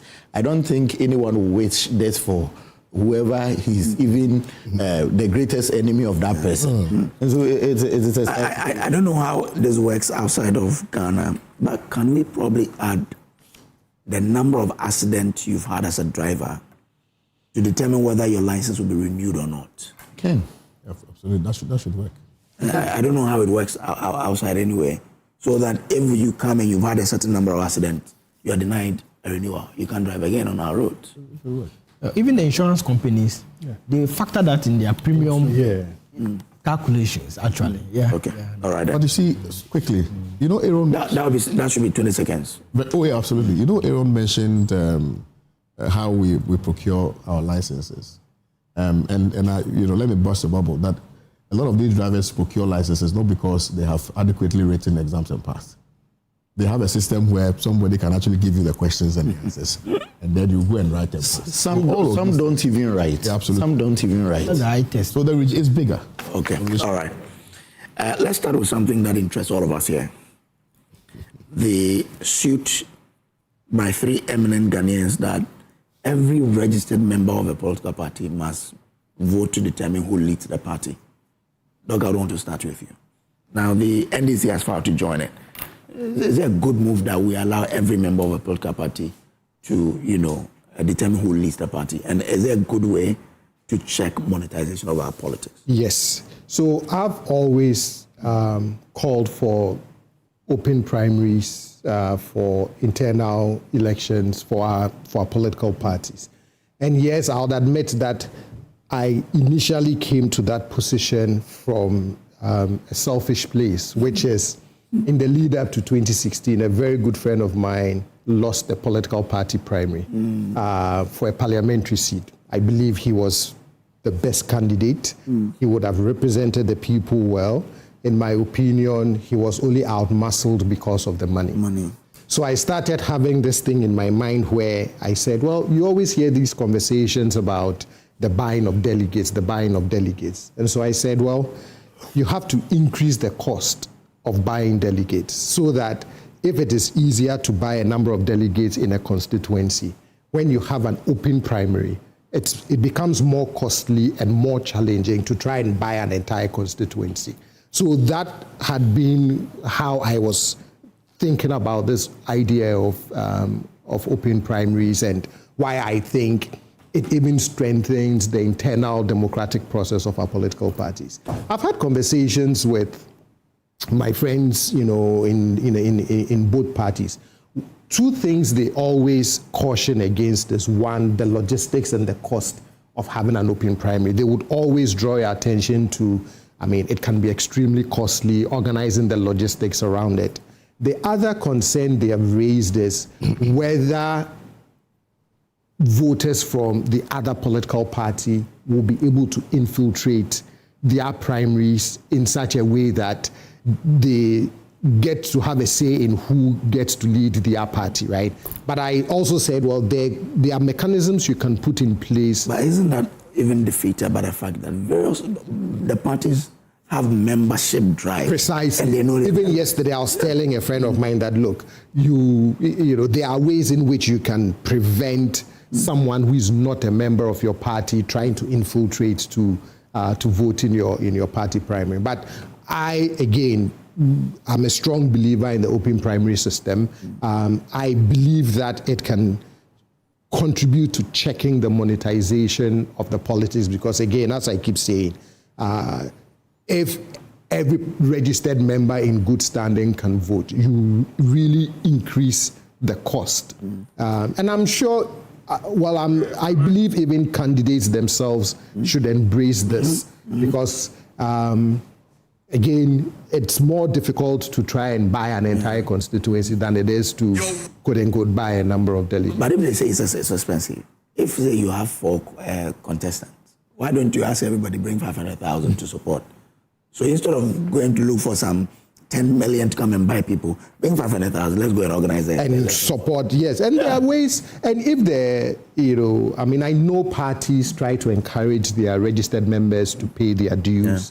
And all of that, maybe even greater encouragement of the dues paying, other things that the parties can also do to be in good standing, to raise money financially so they can deal with some of the logistics concerns. The last thing I would add is, I think it was in the lead up to 2020 where the NDC for parliamentary used the open it will be 2016. Yeah, it will be good to also find out from them the lessons they learned from that process and why after that they shifted back to the delegate system. You know, all of those things I think can help, help us deal with some of the questions that folks would raise about, well, the delegate system should be kept in place. But overall, I support this move for one. I've read from Ras Mubarak, who says that, but for that 2016 election, he would never have become a parliamentarian because he couldn't have paid the way people pay. Let me come to you. Now, even there are constraints. Must the Supreme Court even agree, or it shouldn't be a must? Should the Supreme Court agree to that? And if they do, how do you operationalize it? Yeah, thank you very much. Let me even start by using this opportunity to make some education, legal education. You know, the last time we were here discussing the OSP case and that the AG had sided with the petitioner. People took issues with that. Why should the AG, who is defending the state institution, be siding with the petitioner? Just to say that when it comes to public cases which are of public nature, public law cases, it is not mandatory that because the Attorney General is the defendant must always oppose. No. Once the AG takes the view that the matter brought by the petitioner or the applicant or the plaintiff is reasonable, is good for the interest of the public, the AG is duty bound to agree. Because the AG is not just the Attorney General, it's also the Minister for Justice. So it's very important to make this argument.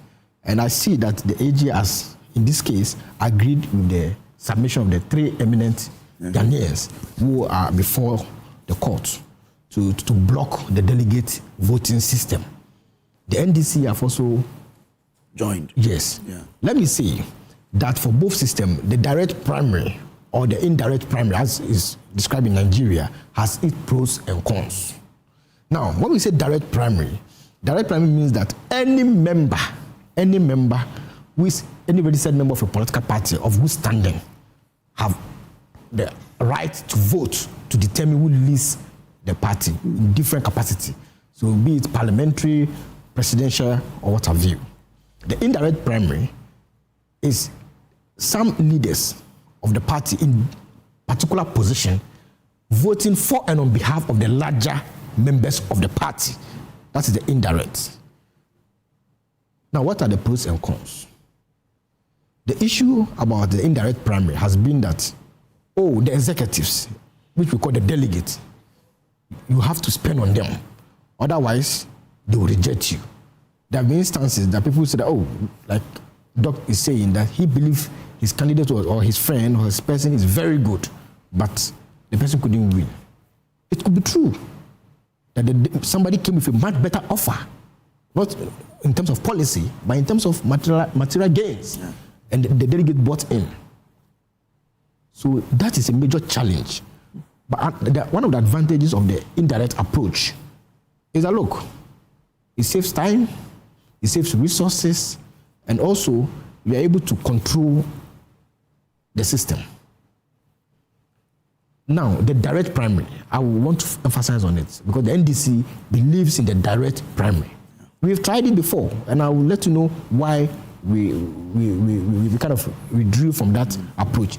The direct primary, basically, in fact, that is what is even done at the branch level currently. Before you elect your branch executives, all NDC registered members of good standing in their community, they vote to elect their branch executives.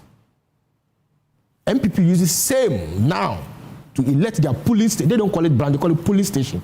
So their police station executives, all MPP executives in that police station, that community, vote to elect their police station executive. Now, what these two parties have done over the years is to pause there and say that when we are going to elect constituency executives, it is now the police station executive, in the case of MPP, and in the case of NDC, the branch executives comes together to vote to determine who becomes the constituency executives. Then, when we move into region, for regional executives, all the constituencies in the region, the executives, so now the branch are off now. You are getting paused. Exactly. Now, all the constituency executives, they vote to elect their regional executives. Now, when it comes to national, Still, again, the police station executives are off, the branch executive in the case of NDC are off, the constituency executives, the regional executives, the national executive, former government appointees, members of parliament come together to elect national executives. The parties in the past have tried to expand this system because of this same argument of monetization of the delegate system. In fact, in the just concluded MPP flag bearership race, they expanded their electoral base to even include 10. Tescon. Sorry, Tescon. In the case they have always been voting. Yeah. I'm coming. The diaspora have always been voting, but now the numbers that came from the diaspora in the MPP had increased. I think what they did was to add former executives. Exactly. In the past, they used not to be. Yeah. The idea behind the MPP in expanding the base is to make sure that they have a larger representation. So what these three eminent Ghanaians are saying is that let's then expand it to all members to have the right to vote. Now, the question is, how do you ascertain that all the persons who have registered, one, are indeed members, and how do you define good standing? We need to also look at this. Otherwise, it will take us back to what we are trying to prevent. Good standing is a dues. If you pay your dues, not so. That's what I'm saying. We need to define what good standing is. If you are saying it's the dues, fine. I know it's in the case of NDC, when we say good standing, primarily we are talking about you paying your dues up to date. I'm even using the GB and other associations. When they say you're a member, for example, GJ, a member in good standing, it means you're a member who's a paid up. I'm saying that if a political party wants to restrict people who vote, they can even go a step further and say that to be in good standing, you ought to have attended meeting for the past, for the last three meetings. Okay. They can bring that. You know that the MPP has opposed the application by the three eminent Ghanaians. I'm not aware. Oh, that's the narrative out there. And the MPP do not believe in well, Aaron will he will address it. He will address it. I'm saying that is the narrative out there. The NDC we have joined, the CPP I believe have also I haven't heard it. I think the only political party we've had join is the NDC. Oh, I've heard that of the CPP as well. Okay. I'm telling you this for a fact. Okay. I haven't heard that of the MPP. I'm saying the narrative out there. I mean, we speak to our people who are in the other side of the coin. But the point I'm making is that the direct primary expand the base. But that does not automatically take out monetization. Let me say this. Just that the monetization comes in different angle, which I believe is good. Because now, if you want to influence with money, you can't go and be sharing money to everybody. So you have to do something for the community. Mm-hmm. So it doesn't necessarily take away the money component. I have gone through this process before. In 2015, when the NDC brought the biometric, I contested the parliamentary primaries for Anglo. I was then the constituency deputy secretary. We were about 7. The MP, who was the cabinet minister, Honorable Akufo-Addo, came first. The presiding member, who is now the MP, came second. I came third. We were about 7. And I'm saying that at the time, the NDC opened up its base, and all the card-bearing members voted. And in fact, if you see how the voting came, you could see that it reflected the geography politics of the constituency. So, for example, in Anglo, I won in Tegbi, where I hail from. The one who came second won in Angloga, and then the MP at the time who eventually won in his area, Alakle. That was what happened in 2015 when everybody voted. You get a point. So the point I'm saying is that this direct primary is good, but it doesn't take out the money component, save that it brings it in a different light. Because if you want to convince a community to vote for you, cannot be sharing money to everybody in the community. You may have to probably. So in my case, I remember distributing exercise book to students in Tegbi to show them supporting education. I will not go and give money to, to just branch executive. Because that's a better option. That's what I'm saying. Those making the argument, direct primary will take off money and stuff, it's not true. Because you want the community to vote for you. That's essentially it. The NDC members in that community to vote for you. So you need to convince them. And it's not just about money, your service over the years. Your service over the years.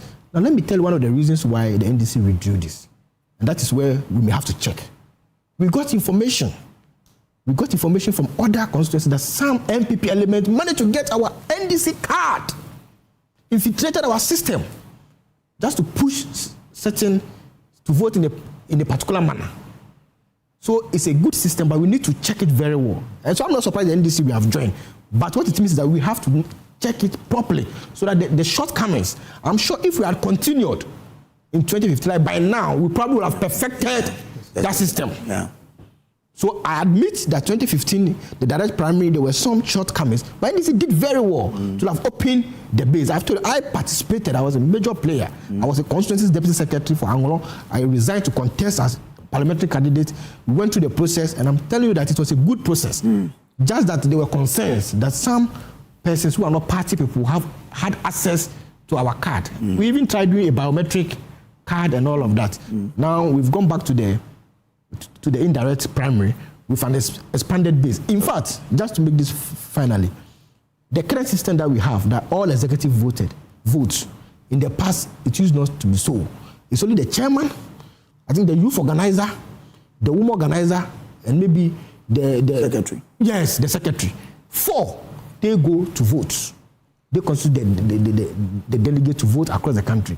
But in order to expand it, then they now added the vice chairman, the deputy secretary, and all other members. So it's to tell you that the political parties, we know that it's important to have a broader base. That's why I've just mentioned to you that even in the MPP, their last ended presidential primaries, their flag bearership race, they expanded their electoral college to accommodate more members. For example, members of the diaspora, they had increased. The former appointees, former MCs, and all of that were allowed to vote just because they wanted a larger and a broader base, so that when they are taking a decision, it reflects what the majority wants. So if that is the case, why not open it for those in good standing members to vote? But the question is how we must define what good standing is. So that no political party will now bring laws, clauses, and say, oh, to be in good standing, then you may have to be in the party for the past 5 years, 10 years, and all of that. We need to define all of this. Thank you.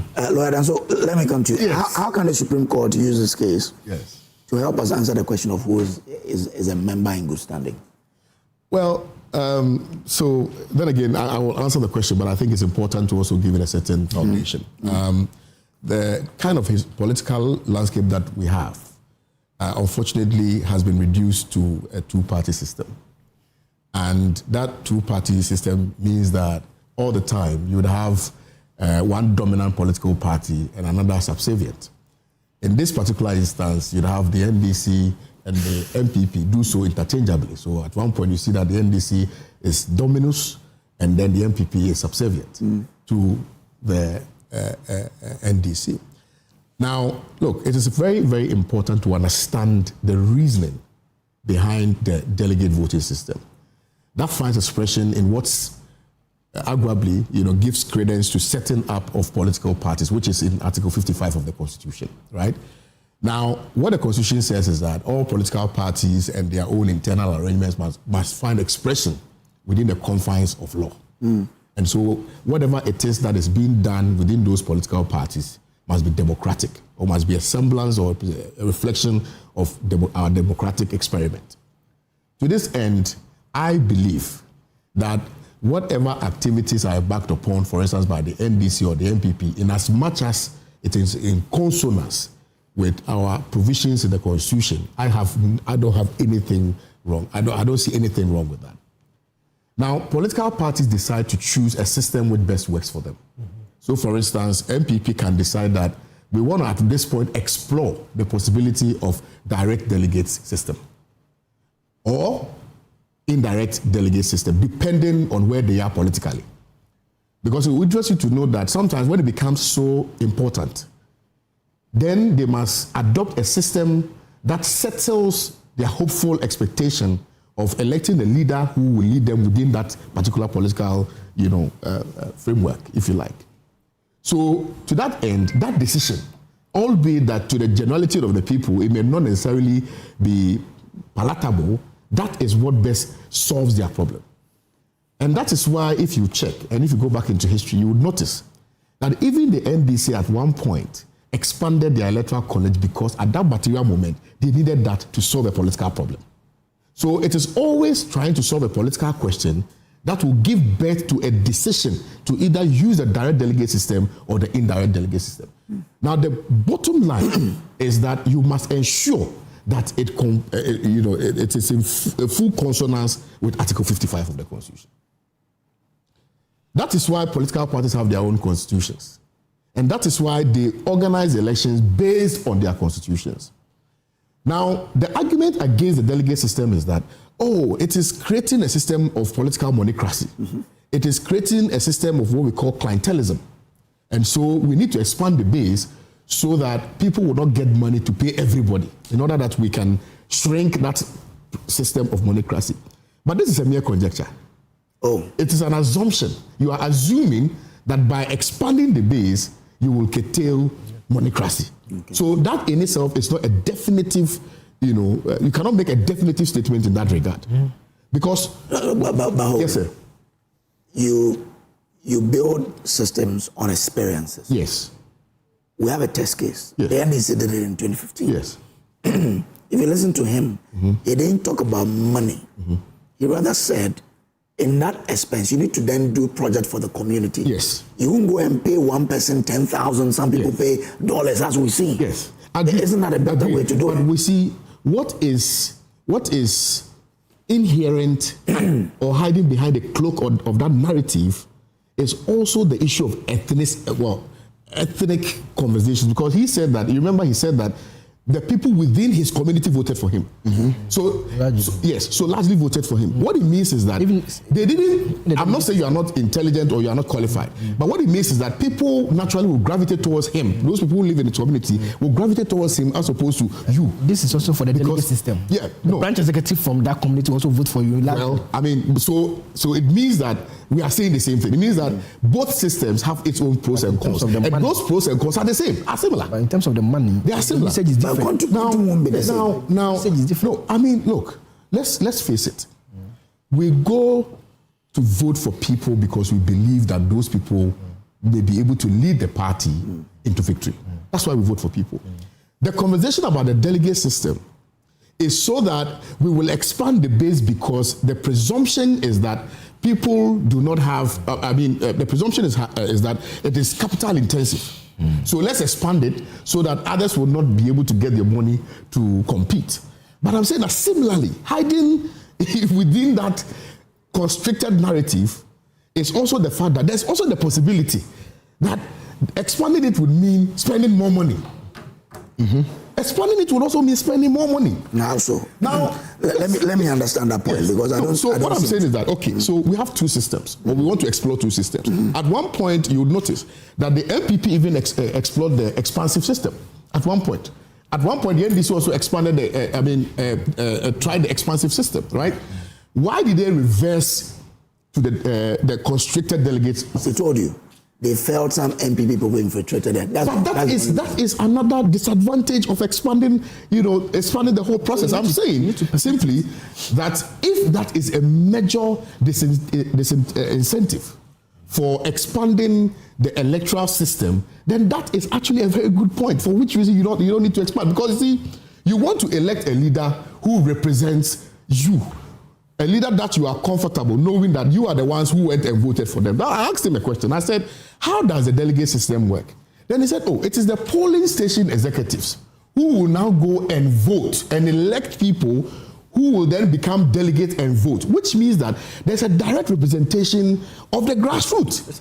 Albeit that they are all not going to vote. The grassroots is like members of parliament. You cannot have all of us in parliament. That is why we go and we vote for one person to go and represent us. To that end, I'm saying that the expansion or narrowing it is not really a matter it should not be a matter which should be in dispute. I am simply saying that the disputation is arising out of a certain interest that perhaps people may have. Everybody, politics is about interest. So the conversation that we are pushing, or the narrative that we are pushing, may not be born out from a place of honesty. That is or truthfulness. Yes, that's the point. But they've mentioned monetization. Recently, we just saw a primary, right? Yes. No, it was a by-election. Yes. Let's assume that, and we saw people taking television. Yes. And we've seen this in past. So let's assume that they had some 500 people. Yes. The television set cost you 1,500. That's 750,000 cedis. Now, if the same 500 people is what the guy feels that I can pay 1,500 to win, that's another 750,000. That's what 1.5 million, isn't it? Yes. On the election day, it's a 1.5 million. Yes. You see other places where people pay even 10,000 to people. Yeah. Are we saying that if we expand, the person will spend more than if we had to do just paying some 500 people? So let's say you are looking at 500,000 delegates. All right? And it is not, look, let nobody deceive you that they won't still spend money. Oh, that's it. Wonder sitting here perhaps may not tell you that he spent money, but obviously will spend money. Oh, yes. So the point is that, so no problem. So multiply 500,000 delegates by even 1,000. It won't be 500,000. At least the delegates. No, if you are opening up, you have over 2 million people who belong to the NDC. Are you looking at the constituency or are you looking at national elections? No, but you're looking at primary. Of course, if this goes through and the Supreme Court makes a determination, it binds all elections, internal elections, which would also. So your argument is from the absolutely. From the top. But let's not look at it from. Hold on, respectfully. Let's not just look at it from the perspective of the constituency level. Okay. Because even within the constituency, take a constituency like Dobe Kwabenya. All right, and the number of votes MPP had in that constituency, the number of votes NDC had in that constituency. So let's assume that we are using that as a test case, right? We are saying that we had over 400,000, right? Yes. Over what were the numbers in that constituency? We're doing some 60,000, 80,000. So let's peg it 100,000. Yeah. And you are saying that if you are paying even one person 1,000 Ghana cedis, multiply that by 100. No, 100,000 no. Oh no, I'm just saying no, but you don't know what people would. No. But when it comes, you expanded the system. Everybody is voting. Agreed. Okay, let's go by 100,000. Yes. And you're paying 1,000 cedis, right? Let me help you. Brace. Yeah, Brace. Yes. Let him finish. In 2007, just to add to your numbers you want to put across. That's 100 million. That's 100 million. Relax. Somebody can get it. Somebody can get it. I'll tell you what. 100 million for parliament. Hold on. That's 100 million. And you'll be surprised. I am saying that, look. People get vehicles, but let me. Look, Brace, how much do you buy one vehicle? Because you see, if you expand, that is the downside. I'm simply saying that we should be measured. In our attempt to change the political landscape, we should be measured. It is not at all times that we must push a certain agenda because it favors or it satisfies our interest. I don't want us to do that. Because in the final analysis, it is the Ghanaian people who will make that determination. The final analysis. Yes. Now, where we are today, I am simply still saying that we have explored both the direct and the indirect. And all of them have their pros and cons. Which pros and cons is the same. Okay. If it's similar, if not the same. So I am saying that I don't support this. And you see, my curiosity even heightened when I noticed that the NDC, as a political party, had joined the case. I'm wondering, why? Why is the NDC so interested? Why is the NDC so interested? Because you know that the NDC will be going for their primaries very soon. No, but the determination will affect them. The determination will affect them. But the NDP is also going to go. Yeah, so that is why they must join. But why hasn't MPP joined? Let me make this clear. Why? We are preparing our submission. So you need to either oppose or join. Because you see, we need to have a clear path forward. I am unsettled. I'm very unsettled about the way we are going about this. Because when it becomes law, it binds political parties, and so it will affect their own internal operations. And those internal operations must only find expression in democracy. And that is what Article 55 talks about. So I want, if you have to join. If my colleagues from the other side or the civil society organizations will also join, we should all join. Because in the final analysis, it doesn't only affect the NDC or the MPP, it affects all of us. Are you following? So, and the problem for me, Kojo, finally, is that this will be an avenue of massive corruption. And I'm serious about it. Because you see, today, somebody is, why didn't MPP, when they were doing the one that this guy lost, what's his name? Your former General Secretary. John Boadu. Nobody lost. You know the monies they all spent. And that was the expansive system, right? No, it wasn't. It wasn't. That was not expansive. No, it wasn't. That was not expansive. It was an expansive. It was expansive. No, but the one we held at.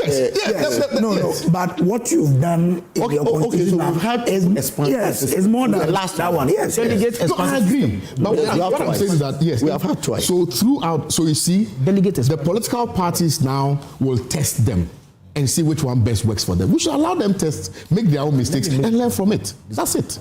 I said I'll bring him back. He wants to add clarification. Just 1 minute. Yeah, just 1 minute. You see, we may probably, the case before the court, we may probably have to get a clear clarification from what they want. Because when we talk about direct and indirect primaries, right, it has to do with the inner positions and outer position. I'll clarify. But the 2015 system that the NDC implemented was for outer positions. So, for example, positions such as parliamentary candidates, after you are elected, you have to go and face the MPP, or you have to go for a general election. Yeah. A flag bearer contest, you have to go for a general election. But position like constituency chairman, regional chairman, national chairman, it's an internal. You don't go for any this. So that we use the delegate. We use even in 2015. We use the delegate system for those positions because I come to work for the party. So the branch executives or the constituency executives will determine who should be their national chairman. No, but I disagree. Hold on. I'm telling you that you are referring to the system we used in 2015. Yes. And I want to make this clarification that even in 2015, the biometric system was for the parliamentary primaries and the presidential primaries. And the explanation was that for those primaries, you have to go for a general election. So we wanted people who have that national appeal or appeal in the constituency. So you use a system where a lot of people will vote. Almost everybody that has a card will vote.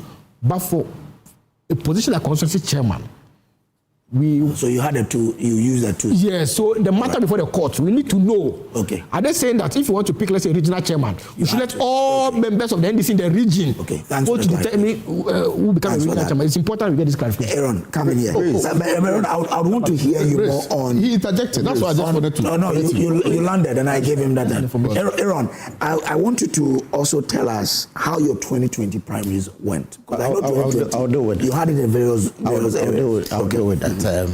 Grace, whenever someone is inviting you for a dinner, the first thing you must ask is the setting of the dinner and the person you are dealing with. And this NDC joining the suit together with the AG, also agreeing with the plaintiff, is one I would never in my life advise the MPP to koto their lie. And I'll tell you why.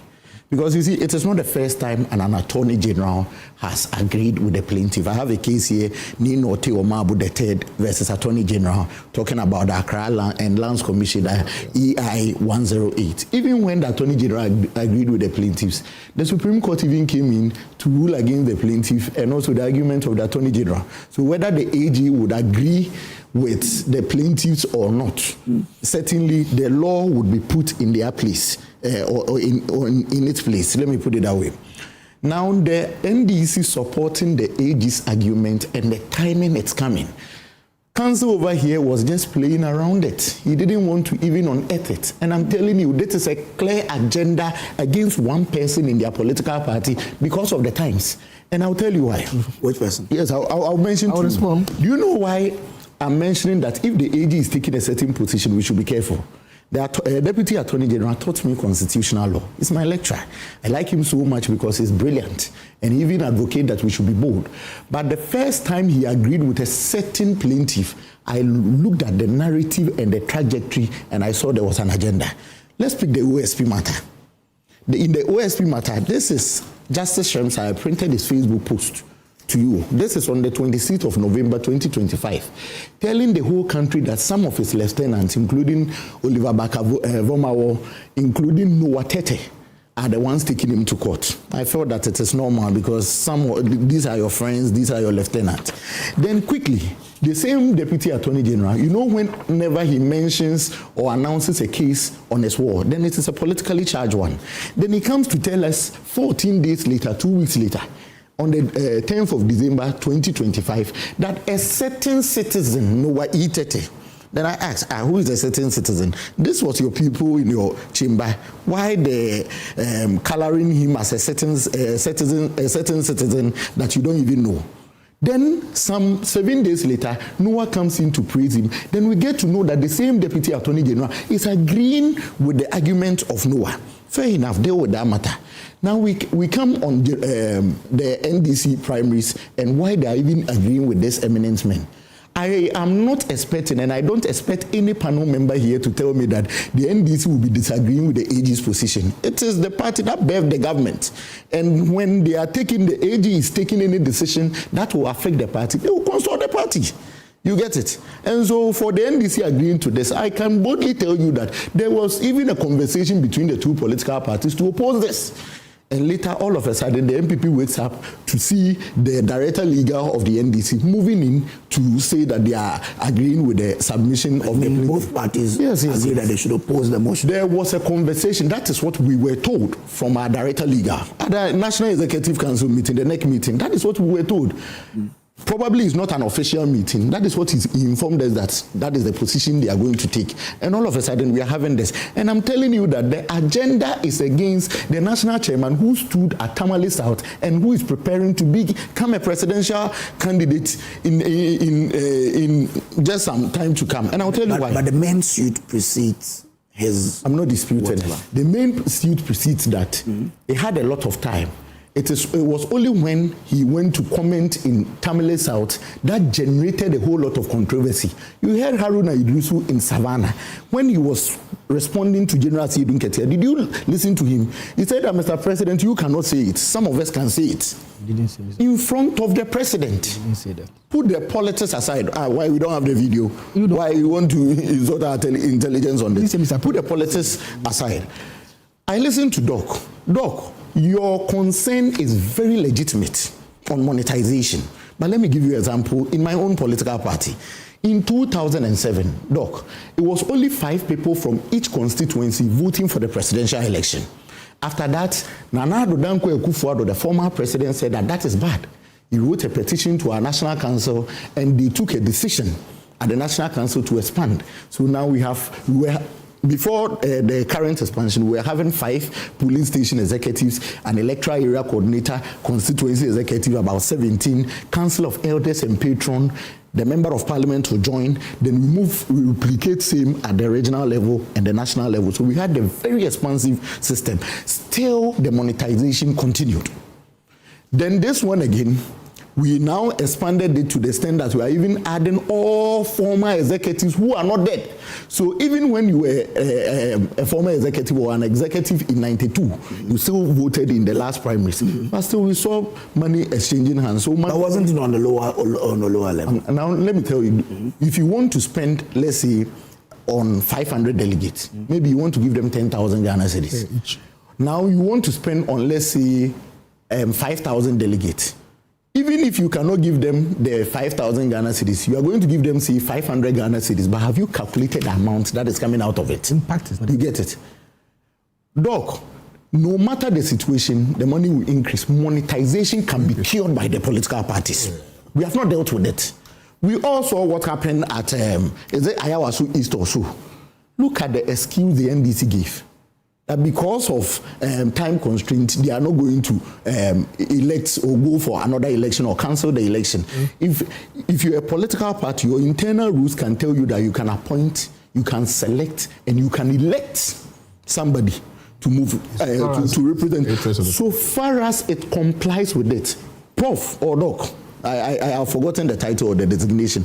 I want you to understand that when it comes to democracy, and we are even dating it back to the Greek times, it was only males who were voting. Then they included everyone. It is because we cannot, all of us cannot participate in the system. That is why we elect people to represent us in the chamber. We have 276 representing over 35 million Ghanaians. Are we saying that we are not qualified to sit there in the chamber? But we elect one person. But Aaron, real quick though, those 276 though, are quote unquote directly elected. Right? Thank you. Everyone in the constituency. Thank you. Gets so Prof, have a say. Let me even explain how the MPP. Are you you preparing to become an MP or something? Relax, I'm going to explain to you. Yes. No, but Aaron, I'm coming. We're all eager to kill the monetization of our democracy. That's all. I'm coming. Mm-hmm. Now, pick the MPP system. If we want to elect you, or when we are doing our reorganization, if you want to be a delegate at the polling station level, you're a polling station executive. It is because you are going for conference, then we give you a tag that you're a delegate. Even we allow our members to come to conference, but they cannot vote. But what happened is that we have, let's say, this is Kokomlemle polling station. We put all party members together and give them a date that for the purpose of our internal democracy, come and elect your executives. So they come directly to elect, let's say 5, let's say 10 executives.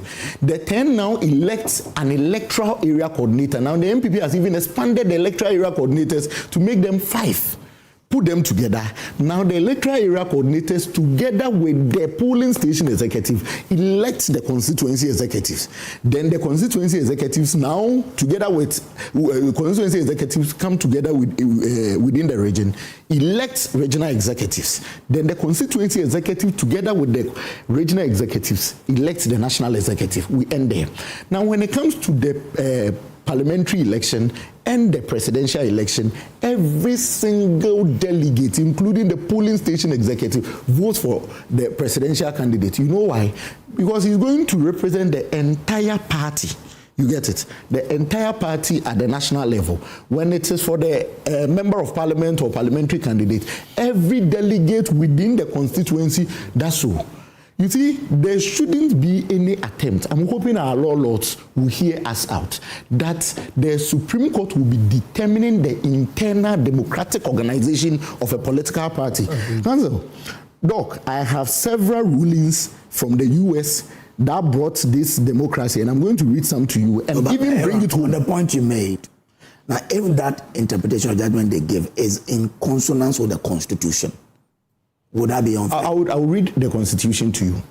Prof, Democratic Party of the United States versus Wisconsin ex-rel, La Follette, 450 U.S. 107. The Supreme Court ruled that the state cannot force a national political party to seat delegates chosen in a manner contrary to the party's own internal rules.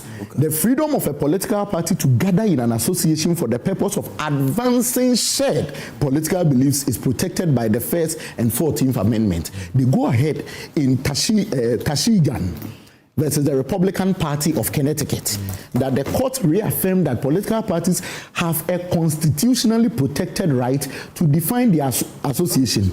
State regulations cannot substantially burden a party's choice of whom it allows to participate in its delegate selection and primary process. If you read law, counsel is here, he's a lawyer, he would agree that even these rulings I've read are having persuasive effect. They are not of binding nature. I'm bringing you home. You mentioned our constitution. Read Article 55. That talks about organization of political parties. More importantly, Clause 5 of Article 55 reads, the internal organization of a political party shall conform to the democratic principles, and its actions and purposes shall not contravene or be inconsistent with this constitution or any other law. The truth is, if you look at our constitution, Article 1, Clause 2 is clear that this constitution shall be the supreme law of Ghana, and any other law that is found to be inconsistent with any of the provisions of this constitution shall be declared null and void or totally void. So if the MPP's constitution is in contravention of the constitution, it is even void from onset. So if we are doing this, it means that it is constitutionally accepted. Now, but hold on. I want you to read the provision you just read. Yeah. The 55.5 or the 1-2. The 55. It says the internal organizations of a political party shall conform to democratic principles, and its actions and purposes shall not contravene or be inconsistent with this constitution or any other law. What if the Supreme Court? What if the Supreme Court? What the Supreme Court interprets this to mean that the democratic principles means every member in good standing of the party Brace, must participate. Brace, when it comes to interpretation, we are all advanced. When it comes to constitutional interpretation, it is seized with the Supreme Court. And I like how they put it in ex parte accusa. They say that they guard their interpretative jurisdiction jealously. Yes. If they make a determination, we will comply, but we have the right to speak to the matter. Oh, exactly. Oh, yes. But I'm telling you that when you bring it home, he is a lawyer, he's a lawyer. Maxwell Poku-Agyemang's book on interpretation even settles this matter. No, if you read the case of Esifo and another versus Tete and others, the Supreme Court, this same Supreme Court says that when it comes to the internal activities of any organization or body, mostly they oust the jurisdiction of the court. But you cannot totally oust the jurisdiction of the court because the court can come in on only 4 grounds. Only 4 grounds. 1, where there is a threatening breach of rules of natural justice. 1. 2, where there is a breach of the rules of natural justice. So first one is you threaten to breach, or 2, where there is a total breach. Third one is that where the matter to be resolved by domestic tribunal is one of the offenses or acts which offends public policy. And the last one is where the matter falls outside the arbitration clause. Brace, let's get it this clear. If there is any attempt to determine how the political party should deal with, then the essence of forming political parties would even be lost. Because I can come to your constituency. I'm an MPP person. Let's say I'm a national executive. I come to Hunter West. I come to Hunter West. Maybe a Hunter West is made of the hunters and fanties. Evaluate. I can just look at the political dynamics. Oh, NDC is presenting an evaluate person. They are fighting among themselves. The hunters are more in the said constituency. Political party, my first goal is to get the political power. I can now sit my party people down. You, please, we beg you, we'll find a place for you. Sit down. We need this seat. Let's put Brace up for the MPP. Just as an example. That can happen. What you are doing? Anyway, move on. Let's say No, Brace. No, use Brace. No, you use. Let the blessings follow me. You use me. Let's go. No, let me use. No. You use me. Let's put Amma. Use Brace. Just use him. No, he first rejected. No, I didn't reject. Go ahead. He's accepted. He first rejected. You use me. Let's use Amma. Let's put Amma. Don't use. Oh, okay. Let's use Brace. Let's go. Brace. I need the political vote. That is the essence of it. Was it democratically done? Because even in company law, council would agree with me that even when the company has its own internal regulations or constitution, they can even meet at a certain place. All the members would agree and sign that we've taken a decision. We go away. So you see, this attempt, and the attempt, as I mentioned, is to gaga see don't get here. And I'm going to explain the political bit of it. Council, relax. You are here. I know you want to defend. I'll tell you why. Brace, let me give you a typical example. Don't stop me. You can even deduct it from other time. But let me explain this. You see, the indiscipline in the NDC is caused by he Esiedunketia himself, and I'll tell you why. If Council's mother is dead, using an example. My mother is actually dead, so you can use. Would you imagine that? Can I go to his mother's funeral and go and cry more than him? No. Who went to the election? You can't cry more. John Dramani Mahama, the president, flag bearer president. And if any Thanksgiving should be done in this country, it should have been done by him. He is doing it, and we are having another party chairman. And he's throwing tantrums. And you see, equally, how Haruna Idrisu also responded to him was bad. But you see, if you find a national chairman describing a member of parliament who has served as majority chief whip, minority chief whip, sports minister, now interior minister as an other guy, then they will find a way to oust you. And this attempt is a clear attempt. Even with this we are not even going to deal with that. That one is your own palaver. You want to oust him because Asiedunketia would now be castrated. Okay. Be going to campaign. You want to take him out of the contest. It is bad. Don't do that to Asiedu Nketia. Somebody who has served your party till now. I'm grateful. You want to support Julius Debra against Asiedu Nketia. You want to support the chief of staff who cannot crack the whip, but go ahead to cry. View once. I thought it was only WhatsApp. You can send message. Aaron. He cried view once. Aaron, you want to support him and gag the party. Why do you want to do this to somebody who has served as general secretary for 17 good years? Are you answering my brother? What are you doing? 17 good years and a national chairman, a 3-term member of parliament. He's a campaign manager for. I don't even know. Campaign manager for somebody who is going on thank you. No, who told you? Haven't listened to the 3 people. Where do you stand? They still believe we should go ahead to expand it. Yes, I mean, as I've mentioned, I've always been a believer in the open primary. I understand some of the concerns.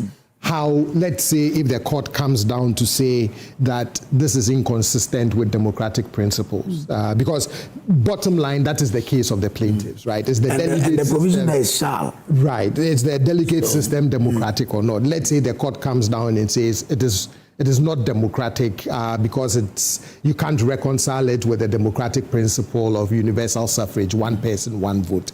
Then I do understand some of these concerns. I mean, how do you deal with the logistics of it? How does it truly curb the money issue, in our elections or not? So I understand all of those concerns. How you operationalize it is a real issue. But ultimately, as I've made it clear, for me, I still am a big believer in the open primary system for internal party elections. And even before this lawsuit, if you recall, the Constitution Review Committee, that is also one of their recommendations, that we move away from the delegate system to make the system even more democratic and more representative, to go to an open primary. All right. Okay. Kojo, you are smiling. When you're at the law school, you always want to quote every small, you want to quote cases. So that I was just looking at Aaron, where he's at the law school. Oh, but it was beautiful. It was beautiful to watch him. All of that. How he was quoting the laws and going about it. I want us to stick to the issues. You see, in the submission, he said that, look, the NDC adjourned the case because the NDC want to prevent the national chairman, Honorable Johnson Sidin Ketia, from becoming the flag bearer. He said that here. But again, I mean, let me say that the cases he mentioned have some relevance to the one at the Supreme Court now. But as he said, it is more of persuasive. Of course. And so they're not binding, but if the Supreme Court is minded, they will look at the reason. Yes. Yeah. Of course, those cases, but also look at the facts. I just didn't want, because of time, I just didn't want to go into the fact of those cases. He just gave the principles, the ratio. That's okay. But to the specific allegation that he said, that the NDC joined the case at the Supreme Court in the manner in which we did because we want to prevent the national chairman. Let me just inform him that the national chairman of the party, by virtue of being the chairman of the party, is the chairman for FEC, the Functional Executive Committee, and NEC, the National Executive Committee of the party. No decision, such as joining a case, can be taken without FEC at the barest minimum. So it cannot be that the NDC has joined a case in the manner in which we did because. Take unilateral decisions. Oh, I'm saying that. You don't support general. Oh, my brother. Why are you doing this to general? My brother, the NDC have not opened nominations. Nobody's campaigning for anything. You understand? We'll come back to the thank you to answer, but I just want to make it clear here that the position of the NDC, we have demonstrated it before in 2015. We actually went for a direct primary. At that time, were you going to say that the NDC used that option because of Sidin Ketia or not? Because no, you don't go on that tangent. Stick to the facts. And let me also say here. Thank you. Let me say here. He talked about the thank you tour, the nature of the thank you tour. The president is on a reset tour. What the chairman of the party did is because of how we campaigned in 2024. Because of the strength of the NPP in 2024 as a party in government, they were able to do larger rallies, big rallies. But then we decentralized our campaign, where you have the president, the flag bearer, the running mate moving separately, the national chairman moving separately. In fact, the national chairman has said in one of those campaigns that if the NDC get victory, he will come back for a thank you tour. So the national chairman has explained why he's on his tour. The president and some ministers are rightly on a reset tour. I do not sit, I will not be here to say that there is fight or friction within the party. Of course, All right, I'm grateful. We need to move on. I've given you enough time on this particular matter. Now, no. I give you a lot of time on this debate. You had the most. Blackmail. But I don't know what you're talking about. We all jump into a hand. I don't know what you're talking about. But you said I should use you. Why should the journalist? But you used me already. I said keep it. You declined it. I decided to use Amma. And I said keep it. You said I should keep it. Yeah. That's how I keep it. It means you like it. No, it helps us to. It helps the explanation you are given. Changing the name Brace and bringing Amma doesn't help. And again, exactly. There is no Amma in the hunter. No. My senior sister is even Amma, but my sister is not talking about. She's running for parliament. My sister is. You are doing this to me. I'm not doing anything. Pray that the party does not elect me to come and get it. Let's move on. But do I even know what you're talking about? No, so Brace, let me tell you. I'll pray they do this so that you go and face them. Brace, let me tell you.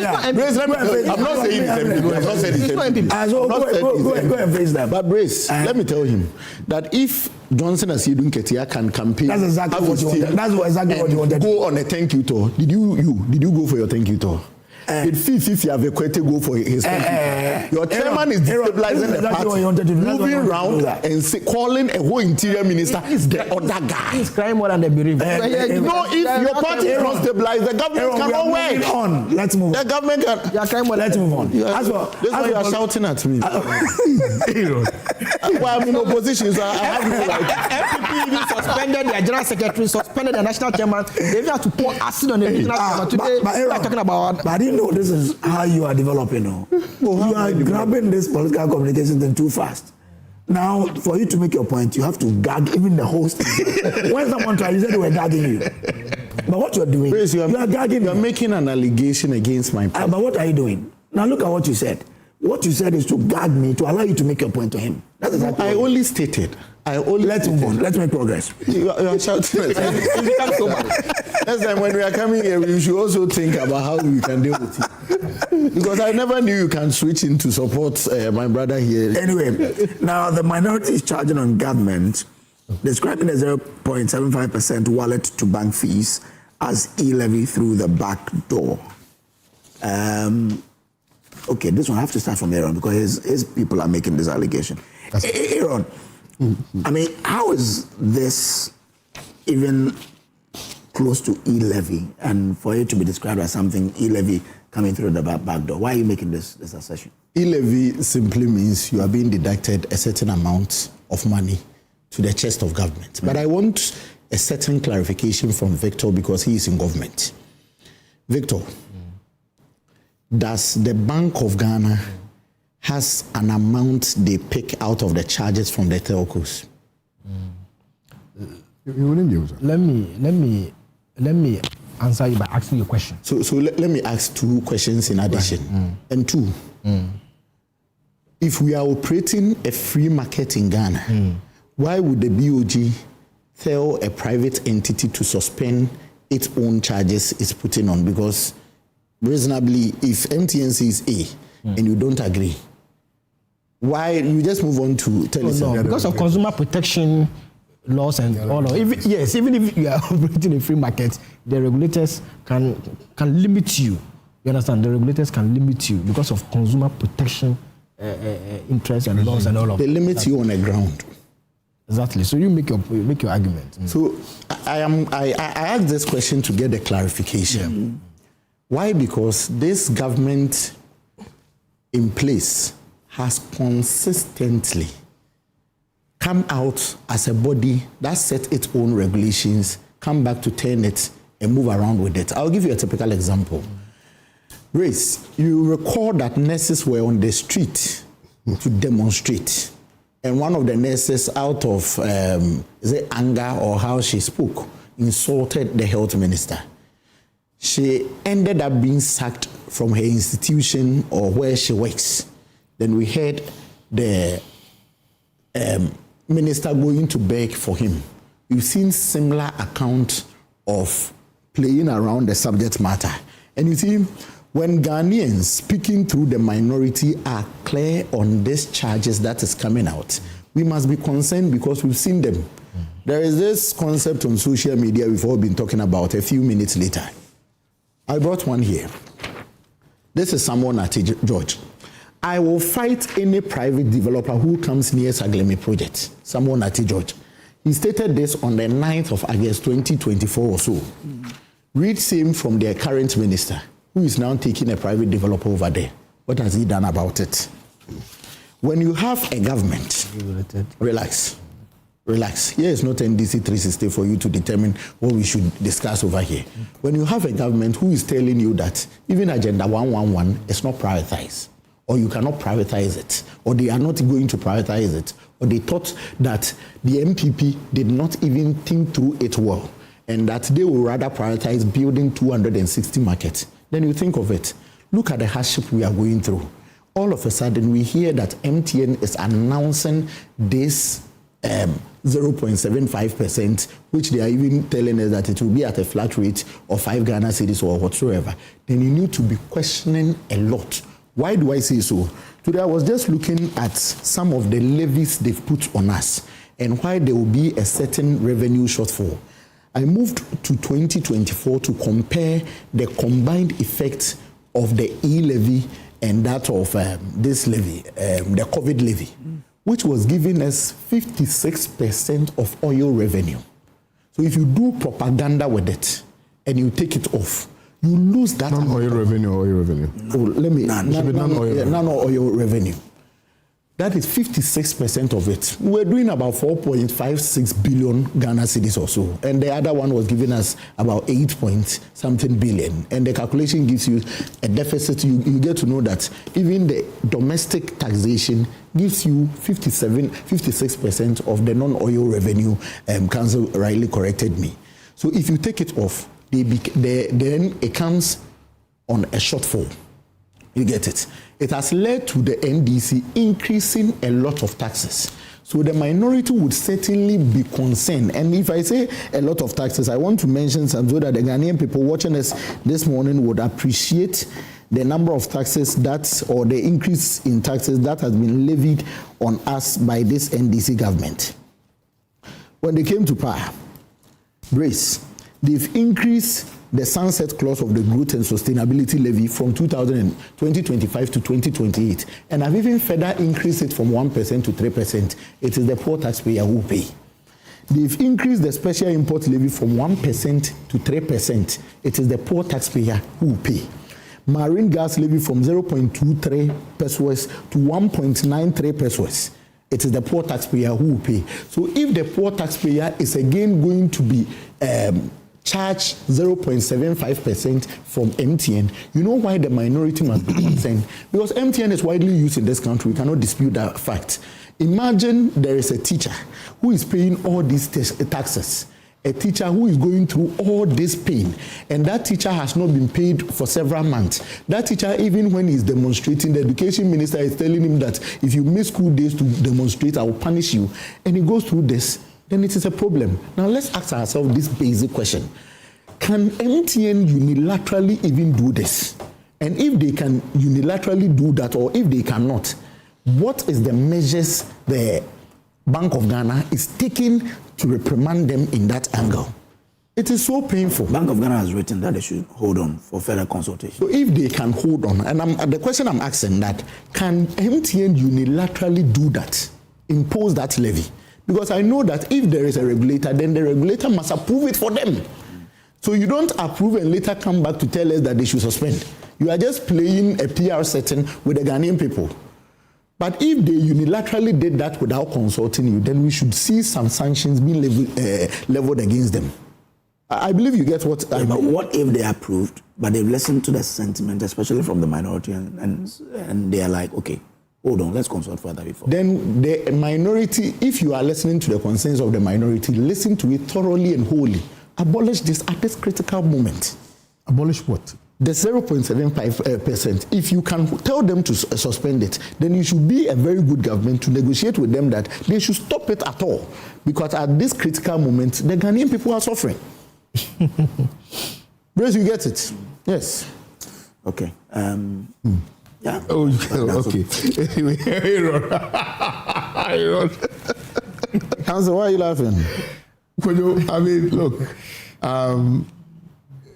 we need to understand how E-levy came into existence. I think it's important. Certainly. And we need to now, after understanding that, do a juxtaposition to see whether the introduction of 0.75 is really a reintroduction of E-levy. I think that settles the matter. Yeah. E-levy came into existence somewhere in 2021, going into 2022. That's right. After we had an economic meltdown. That's right. One of the conditions from IMF was that we needed to introduce taxes. And so taxes were introduced. Amongst them, you had the electronic levy being introduced. Initially, it was around 1.75. Later, through agitation, through demonstrations. And in fact, at one point, it was a struggle in Parliament. They fought, you remember? Tables were broken, blows were exchanged, etc. in Parliament, all in an attempt to get government of the day to reduce or to even abolish E-levy. Government then decided later that, okay, we are going to reduce it to 1 Ghana cedi, E-levy, and then the law was passed. So E-levy was not just an introduction of commercial tax or commercial levy or operational tax or operational levy.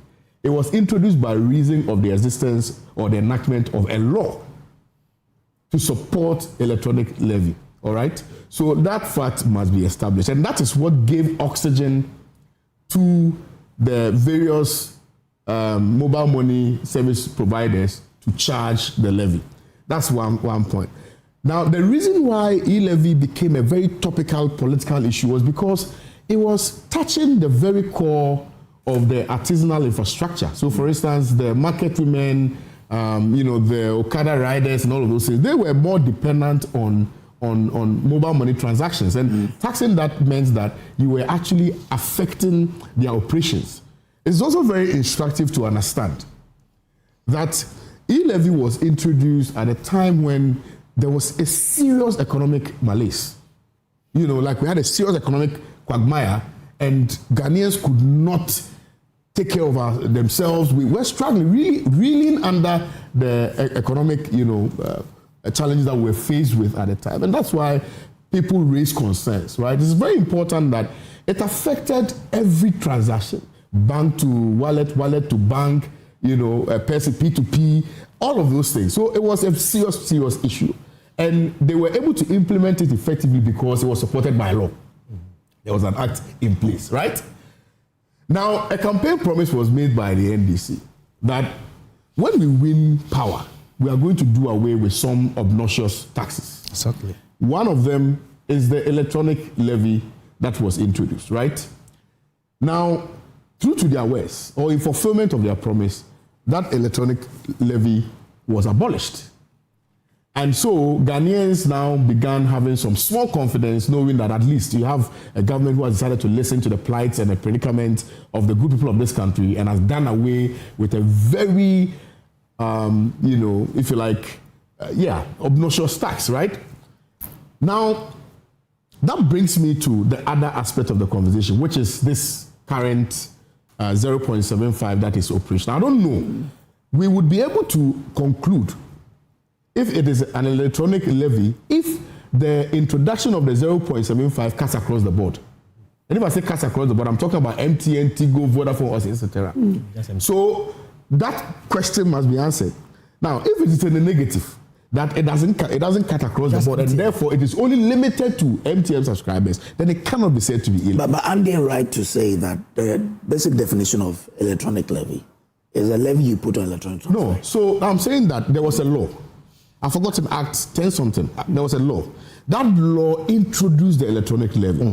Okay, so it was backed by law. It wasn't just by reason of the internal arrangement of the mobile money operators who commercially would say that, okay, we want to increase some, we want to put on some 0.75 or so. So I just want that first established. And that's why I've also made the point that it wasn't cut across the board. This one is not across the board. It's just one particular mobile money service provider that has decided to increase its commercial tax on transactions. So that's a different conversation.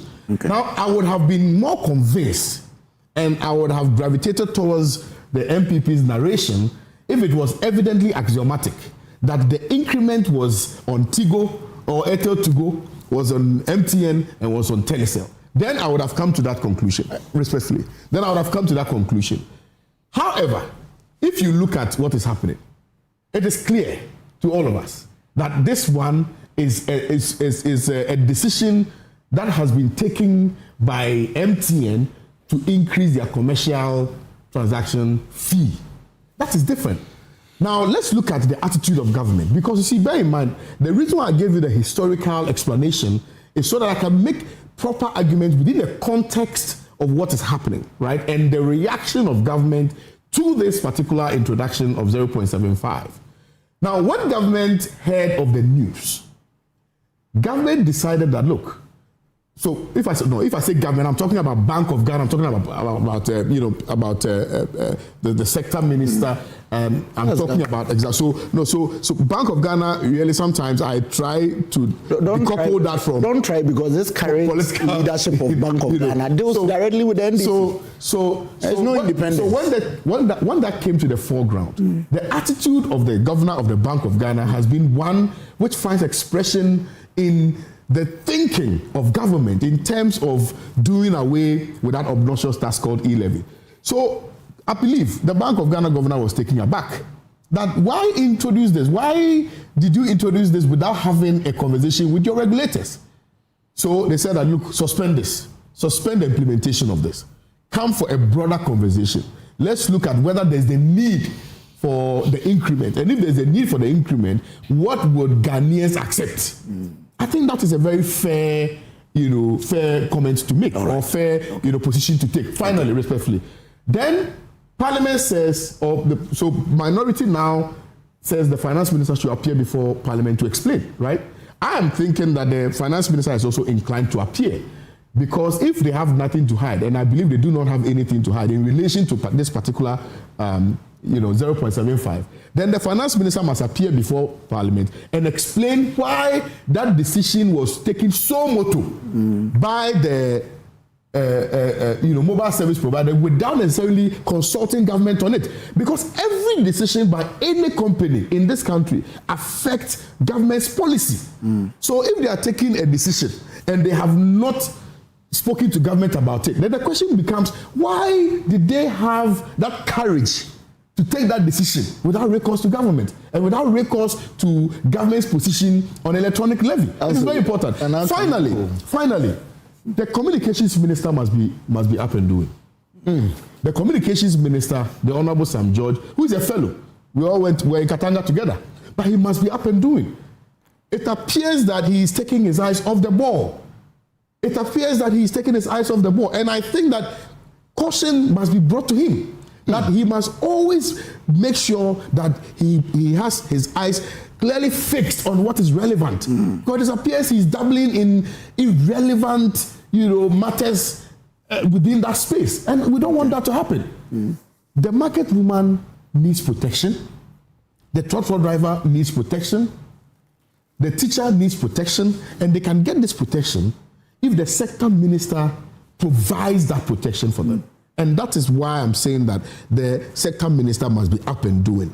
In concluding, I don't think, based on the foregoing, that this is the reintroduction of E-levy. Thank you. Conclusion, I see as though we are in court. Anyway, it's beautiful. Let me come to you. Yeah, thank you. Small. Small. I will start with the legal regime that control or regulate the introduction of taxes in this country. I'll take it to the Constitution. I'm happy everyone has this Constitution here. Let's go to Article 1741. It says that no taxation shall be imposed otherwise by or under the authority of an act of Parliament. So there's a constitutional footing as to how taxes are introduced in Ghana.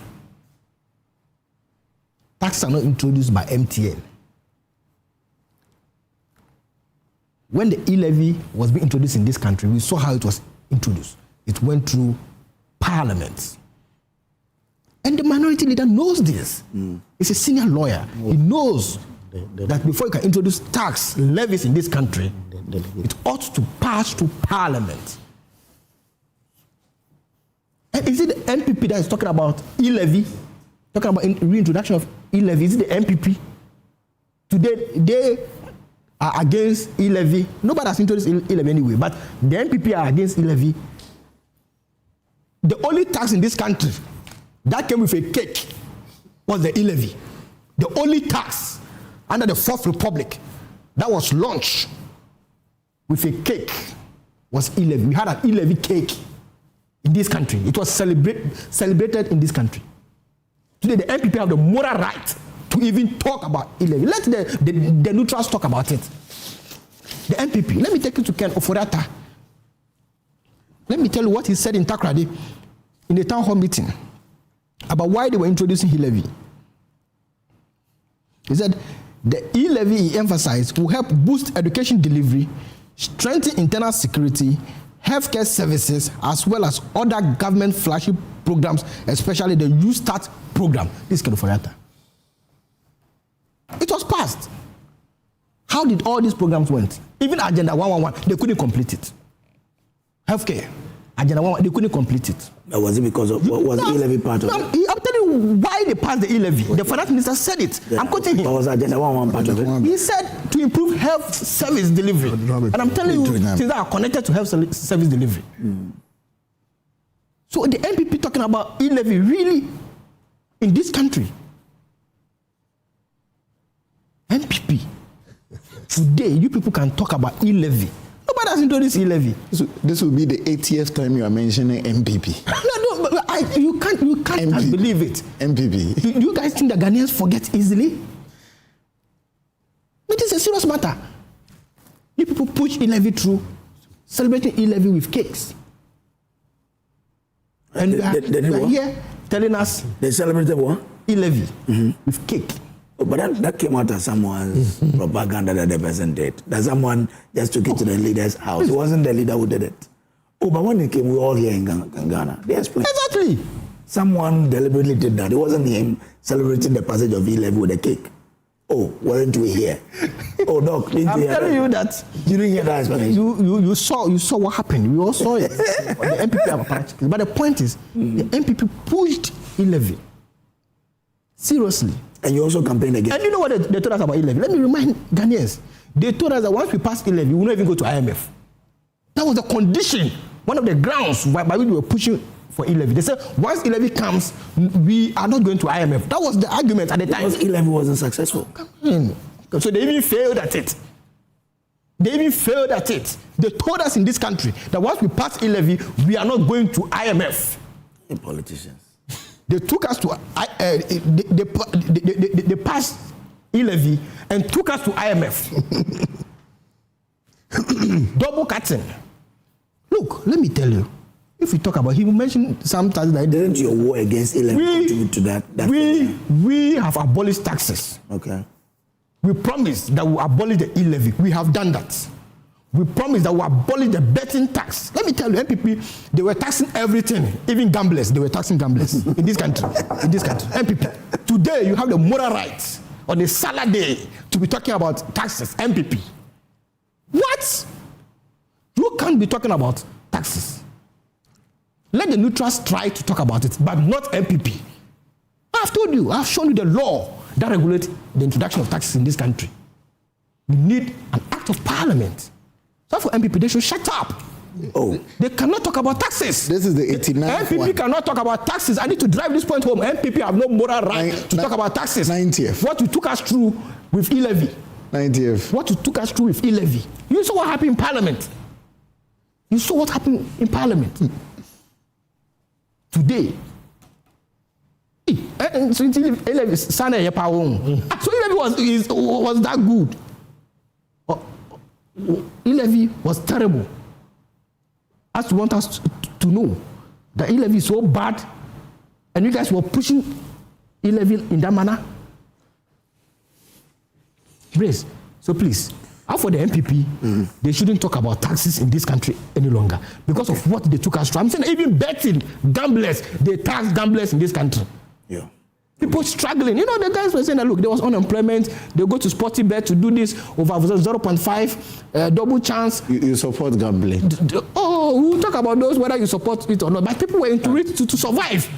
Okay. To survive. But they were even taxing those people. The wickedness of them. You began with it. No, if you give me an opportunity, after Doc, if you give me an opportunity to rebut, don't worry. That would determine your because you began. You see, you can do what I'll buy. Let me come to Doc. So in London, I'm saying that the NDC have not introduced any tax. The law, per Article 1741, is clear. You can only introduce taxes or levies under the Act of Parliament. Okay. That has not been done. The minority leader knows this. It hasn't been done. But they do not even have the moral right to talk about E-levy because they champion E-levy. Okay. We came and abolished E-levy. And let me end by saying... Oh, you say you were Ghanaians will not forgive us. Okay. Be very honest. Ghanaians will not forgive the NDC if we bring any tax that by its form, nomenclature or character takes the shape of E-levy. Because we campaign against it, and which is why we have abolished it. We know this. But we'll never bring anything E-levy. You said you've taken that out, but you've increased some taxes as well. You didn't hear that? No, there's no government in this world that have survived without taxes. Okay. That is a fact. But there are some taxes that should never be in our books. Okay. One of those is the E-levy, the betting tax, which we have abolished. Okay. Pursuant to the law, but through the budgets last year. I'm grateful. Thank you. Yes. No. Doc. Yeah, so if we put it within the context of how E-levy became law, an act of parliament, it cuts across all the telco platforms, etc., then you cannot describe this as an E-levy, even if it's indirect or through the back door. From my understanding, this is something that is limited to MTN, that is imposing it on a particular service on these platforms. Yeah. I'm just curious what the regulatory process is for a telco like MTN to introduce such commercial tax or fees, and where does the regulator come in to be able to say you can or cannot do this, right? Did MTN do this with the approval of whoever the regulator is in that space? And now the BOG has come in to say suspended, let's have further engagement, stakeholder engagement around it and all of that. That for me is where I want to get a lot more clarity on the regulatory process, how this came about and how you can sort of deal with some of these introductions. As for the politics, I mean, I get the politics. But it would also be very odd that a party that campaigned on abolishing the E-levy and successfully abolishing it finds an indirect way of reintroducing it. I don't think the Ghanaian voter would forgive them if they do that. That is why I would find that very odd for a political party to do that. Respectfully, I don't do this. There's something that was constantly repeated and regurgitated by my very good brother to the effect that MPP has no business questioning the government or criticizing the government on taxation. Yes. You see, we should be very, very careful. And in as much as I understand where he's coming from, I think that it will be suicidal for the NDC to harbor this perception that MPP cannot criticize them. Because you see, the importance of governance is about pulling parity with each other's, governance processes. And where somebody fell short, they can use that as the basis of advising the government of the day, albeit that it may be in the negative, but you can draw something out of it. You can glean something out of that. So to that end, I think that we need to be a little measured. You are right, but they should first admit that they were wrong in introducing those taxes. They should admit. They should be sober. They should admit. Before they can criticize that. They don't have the moral right. The guy has held my hand, so I can't talk again. Even putting on the back of the law what Council just said, Article 41 makes it clear that as you are enjoying your rights as a citizen, you equally have responsibility towards the government. Oh, yes, yeah. So when I listen to the NDC, you should keep quiet, you should shut up, you should do this. The difficulty I get when you are in power And unfortunately, you don't even know the problem. Acknowledging the problem is the first step of resolving it all. But we are having a government that does not even acknowledge the problem, let alone find solution. Did I hear him saying that we started certain things that was not even needed? You are even questioning Agenda 111 that we couldn't complete. Relax. You said we couldn't complete Agenda 111. This is hospital that can save the driver who got accident yesterday. This is a hospital. You had the right to start about 200 E-blocks, built it in bushes, and you are happy about it. That is your government, your track record. Instead of completing Agenda 111, relax. Instead of completing Agenda 111, which is hospitals and save lives, you are interested in building 260 markets that people will be selling goods in them in the evening. That is your track record. When we talk of a government that listens and think about the health of the people, it is that of the MPP government. Relax. You are in power. Appreciate the issue. What the MPP is saying in Parliament about the minority saying this is that you are finding a very intelligent way to bring back E-levy. We are not saying that it is E-levy. An intelligent way to bring back E-levy. And when we say so, it is why I question that. Does MTN has that unilateral authority to introduce this themselves? If not, and they did, what are the repercussions they are going to face? Because if you pick, They might be sanctioned though. Yes, you see, let me pick this. Out of 53,000 applicants of nurses, you know that now the nursing portal is now like an aviator. When you open show, it closes. They are going to pick 6,200.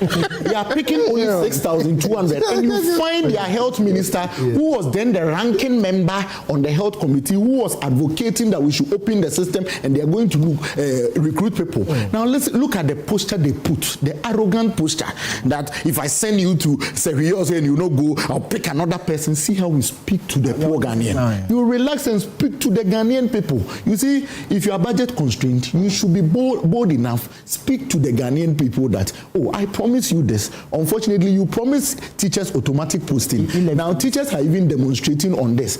Wonder, to govern this country, first step is to even acknowledge the problem and know how you take steps. Stop shouting that we don't have the right to do this. We were voted out of power because we introduced E-levy. Relax. We've admitted this. We've passed it. I'm telling you that the MPP was voted out of power because we introduced some of these levies. I'm happy you are. We are out. But when you are putting them, the Ghanaian people, through excruciating pain. I have a cousin called Anne-Marie. She stays at Nyafumai in the Abrim constituency. Anne-Marie is a teacher trainee. She's done with school and she's teaching. Anne-Marie has to drive or pick a car from Nyafuman to Equiansi to teach.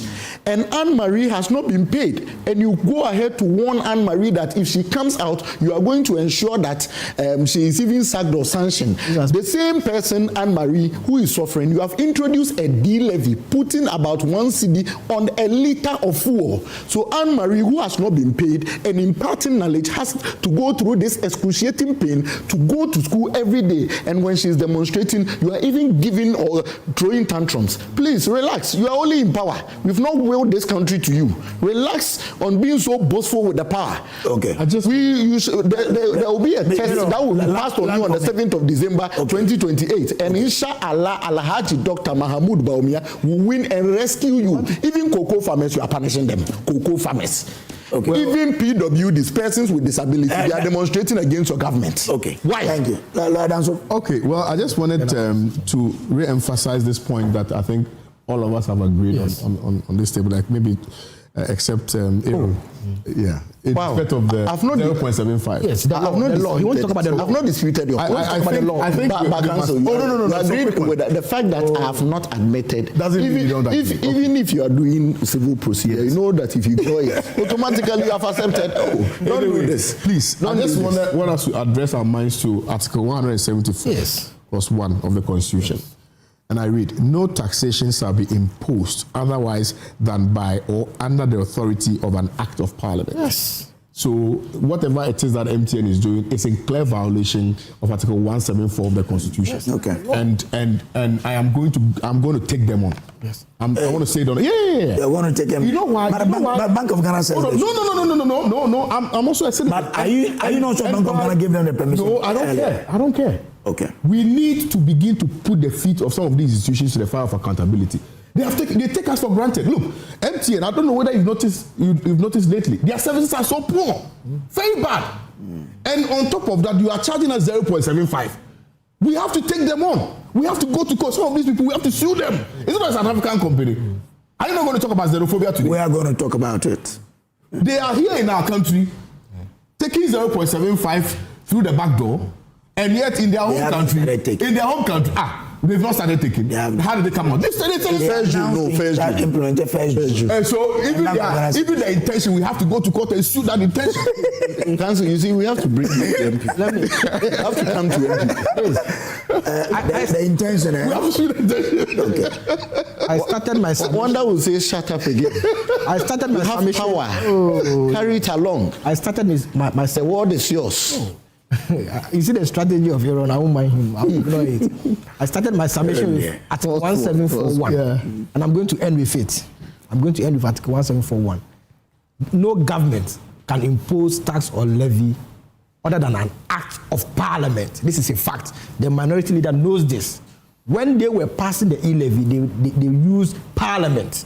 The NDC government, this current government, has not introduced any levy that has its form, like the E-levy. We have not. But the point is, and I will state it again, Aaron wants to use a strategy for me not to state. I will state it again that the MPP do not have the moral right to be talking about E-levy. E-levy is the only tax that was celebrated with cake in this country under the MPP. I will state it again that the MPP have no moral right. Senior Council can talk about this. Even if it is MTN that is bringing power, you have to take MPP does not have the moral right. This is a fact. Look at us here, don't get here today. They are taking him out. Relax. You are a young man. You are a young man. You don't have to talk about the taxes. But I want to tell you that you are a young man. You are an old man. I fear for you when you put this push. I'm saying that the MPP have no moral right to talk about taxes. You were even taxing gamblers, betting tax in this country. That is a fact, Aaron. You endorse gambling. Oh, okay. Aaron. I'm saying that you guys were taxing gamblers. Thank you very much. But the NDC has abolished the E-levy. Thank you. Oh, thank you. Wait, Aaron is not the host. No, I'm the host. I said thank you. Yes, so ending. Yes. Ending. I've said earlier that because Ghanaians have trust in us and because of our track record, Ghanaians will not forgive us if we introduce any tax that has its character, its nomenclature, in the form of an E-levy. They will not forgive us because Ghanaians believe that it's only the NDC that can put this country on the right track. And we are actually on course, which is why we have abolished the E-levy, we have abolished the betting tax. Thank you. Okay, all right. Let's do it. Ghana opening terms for Africa as against the alienation in South Africa. Let me start with you, Doc. I mean, if you look at what is happening in South Africa, and we in Ghana say, if you have an African passport, you can come into our country without paying visa fee. What are we trying to achieve if you look at it? So, small. Real quick, right? I mean, every country gets to deal with issues of immigration, right? Even beyond South Africa, you're seeing immigration, at least over the last maybe decade, becoming one of these hot button political issues in places like Europe, even in the US. Every so often, immigration would come up. How do you deal with the issue of illegal immigration, all of that? So those concerns that some of the South Africans are expressing about illegal immigration are legitimate concerns. I think where it becomes very unfortunate is this sort of extrajudicial approach where, you are harming your fellow Africans, you're using, violence, et cetera, to quote unquote enforce laws that it is your law enforcement that is supposed to do with that. It also becomes very challenging when we are having this regional-wide conversations around free movement of persons, free movement of goods and services, better integration. The Africa Prosperity Network, for example, one of the things that they have been pushing for is a visa-free Africa and all of that. So when you look at some of these regional, sub-regional initiatives, conversations, and then you see what is happening in a particular country like South Africa, then you start asking yourself, how do we reconcile these sort of competing agendas, right? But I mean, ultimately, there are good reasons why we want to really facilitate the free movement, of persons, goods, and services within the continent. We keep talking about we need to trade a lot more amongst ourselves. We want to encourage, or build even stronger, intra-regional relationships and all of that. So for me, when you put it within that context, that's a good thing to do. But there's that reality of also then dealing with the aspect of issues around immigration and when they crop up. Yes, it is not an issue now for a country like Ghana, but it's one thing you also want to keep in mind how you reconcile these two key things, dealing with immigration issues, but at the same time promoting this better cooperation, across the continent. How must the people of South Africa look at what we are doing in Ghana, where their businesses are thriving here? We have said once you have a passport of an African country, you can come here without paying a fee for visa. How must they look at it and say, can we repay that in terms of how we react to other African nationals in South Africa? Yeah, I mean, I'm hoping they can put it within that context of saying our opposition is not to, we don't want any other people from other African countries coming to South Africa. Because some of the videos that I see, sometimes you even get the impression that a distinction is not even being made between what they say are their immigration concerns in terms of illegal immigrants and people who are there legally, have legally established businesses. And these businesses do contribute to growing the South African economy. And all of that. So that for me would be a perspective that I hope would feature in their agitations and raising concerns about this immigration issue. And then also put that in context and stop the threats of violence. So sometimes I've seen videos where they are even beating, punching people, hitting them with. I mean, that guy was punching. I'm like, did he see the guy as a boxer and he as a boxer trying to box? Do you see what I'm saying? So look at some of these conversations that are going on at the sub-regional level, at the regional level, and put it within that context to say, even if we are going to call upon our government to do something about illegal immigration, right? That there is that bigger context of what we are even trying to do as a region at the sub-regional level to facilitate better cooperation. I mean, what is the larger picture that the government is trying to achieve with this? Because this is coming, today we are expecting some of the first batch here. So what is government trying to achieve? Looking at the time these guys are coming and the announcement that once you have an African passport, you don't need to pay a visa fee to enter Ghana. Okay. Thank you very much. First, I will speak as an immigration attorney. Immigration attorney? Yes. Okay. The law, my area of specialization is immigration. Okay. He has a book on that. Small. So let me say, I understand the South Africans. I understand them. Of course, their approach is wrong. Attacking people is wrong, but I understand them. Which is why several countries, even the right to residence by investment, the figure is very significantly high.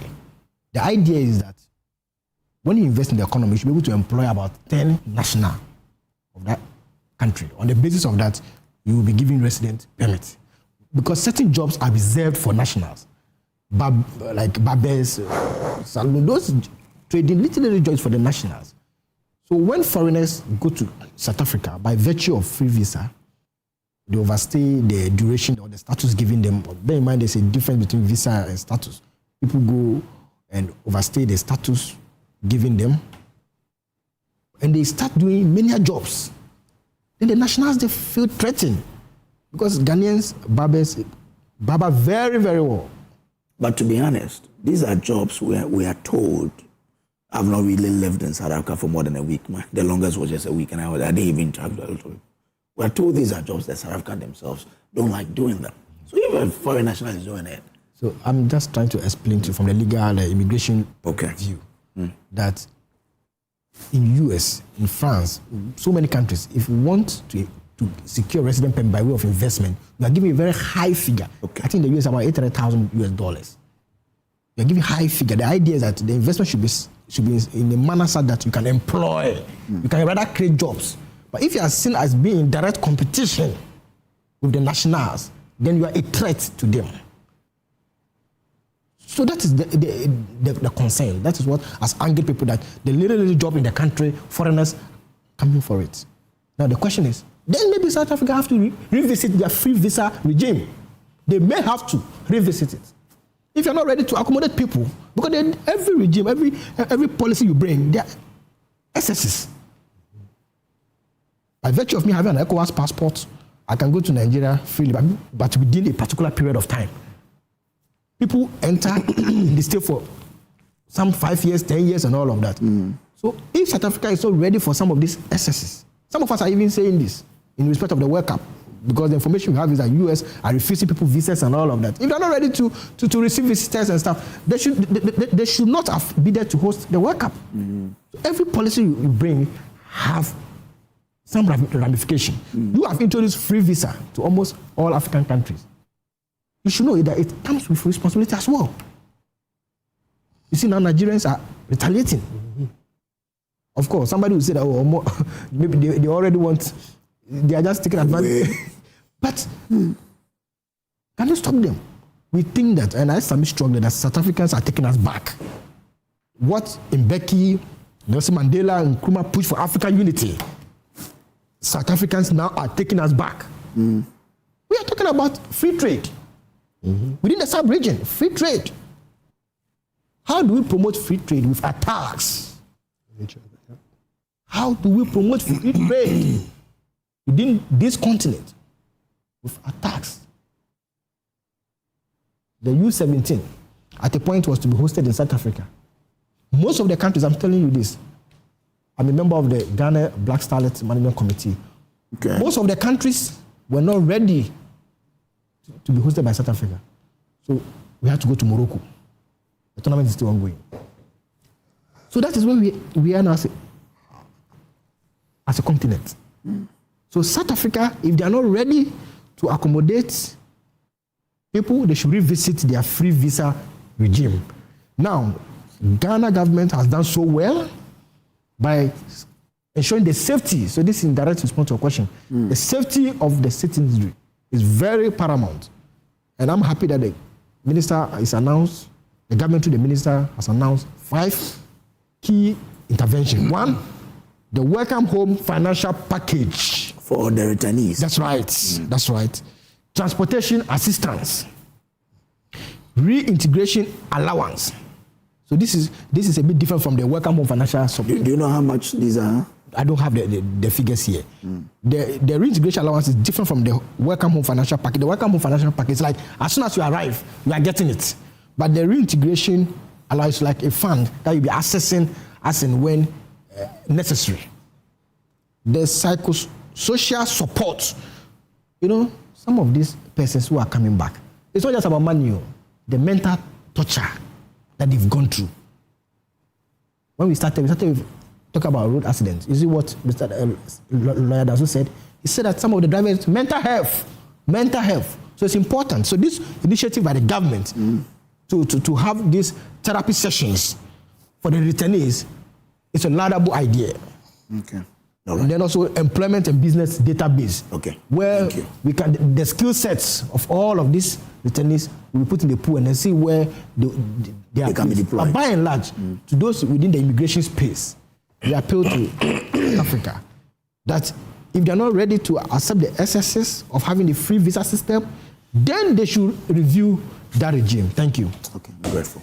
Right. You know, Kojo, in 1844, or 1884 rather, there was a conference in Berlin called the Berlin Conference. Yeah.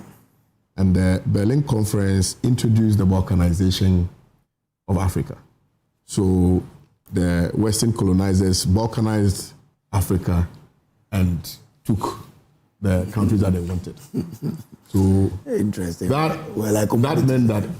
meant that we were one monolithic continent, but eventually we became a balkanized continent. And that idea was to create this unity amongst ourselves because of the potential that we had as Africans.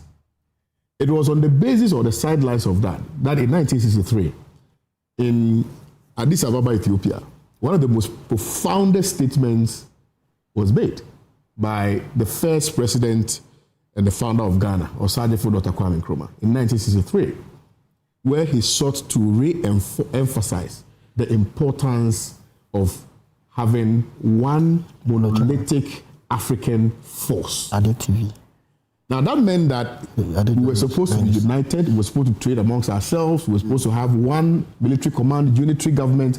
All those things were propounded, if you like, by Osagyefo Dr. Kwame Nkrumah. The idea was to bring back that unity for African emancipation and to ward off neocolonialism, because he said neocolonialism was not going to come in the form of slavery anymore. It was going to come in the form of economic aid. It was going to come in the form of what is happening in South Africa right now. It was going to come in the form of trade in all manner of shapes and forms. It was not going to be one that will be visible to all of us.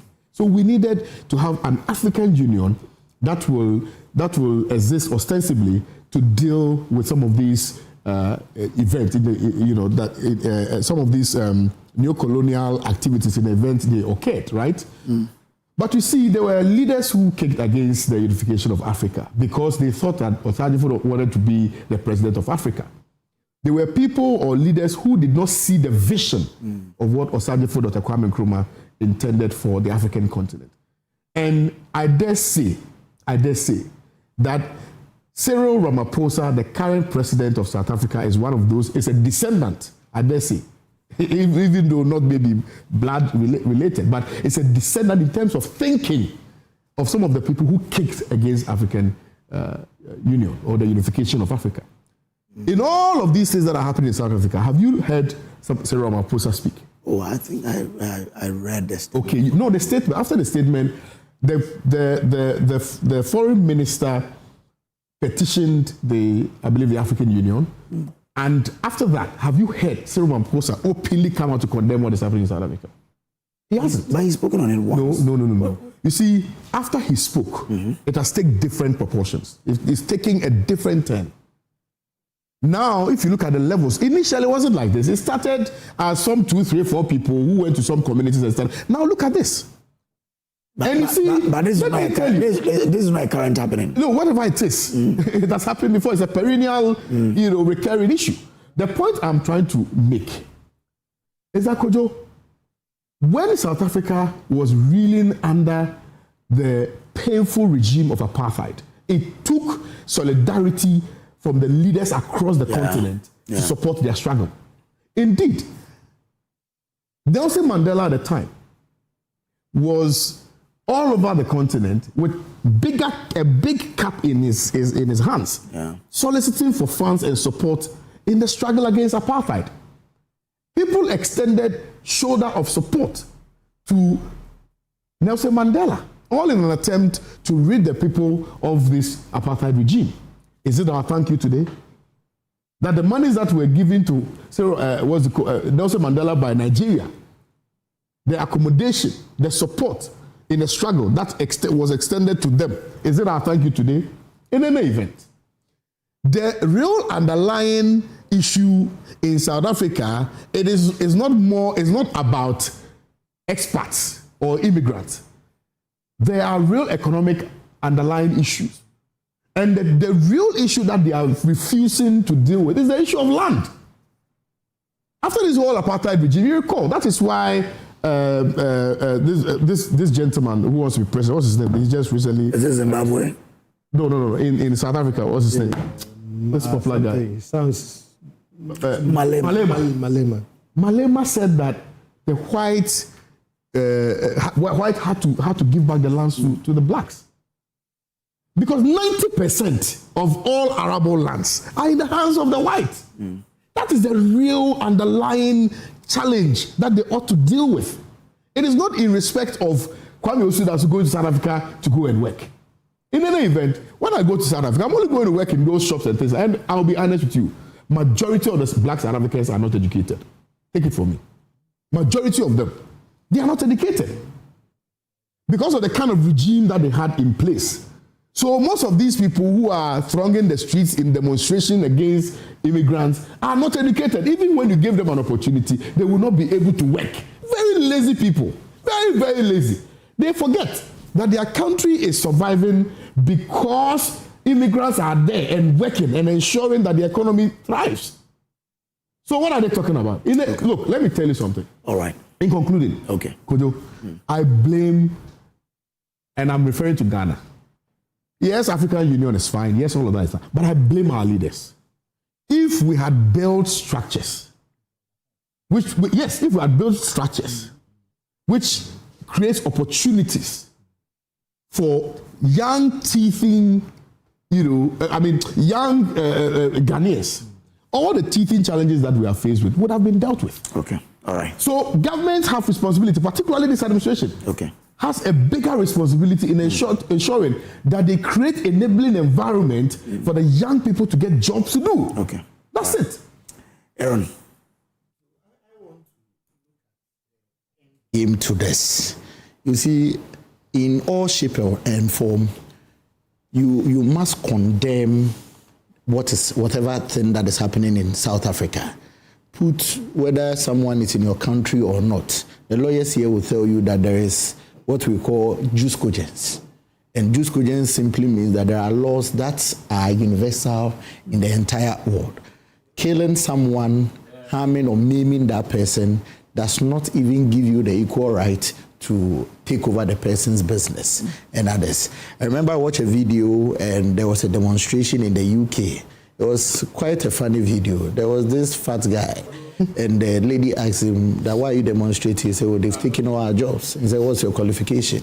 He said, they've taken their qualification too. It was so funny and interesting. So when I heard him that a lot of them are not educated and all those That's why they are fighting. I have two things to talk about. The first one was when I heard of the skill set and others. It was quite interesting to me because looking at what 24-hour economy is doing in our system, it becomes quite a problem. But we are hoping that they will be reintegrated properly. Exactly. Now, to my main point, how are we drawing the entire African countries into this to fight this once and for all?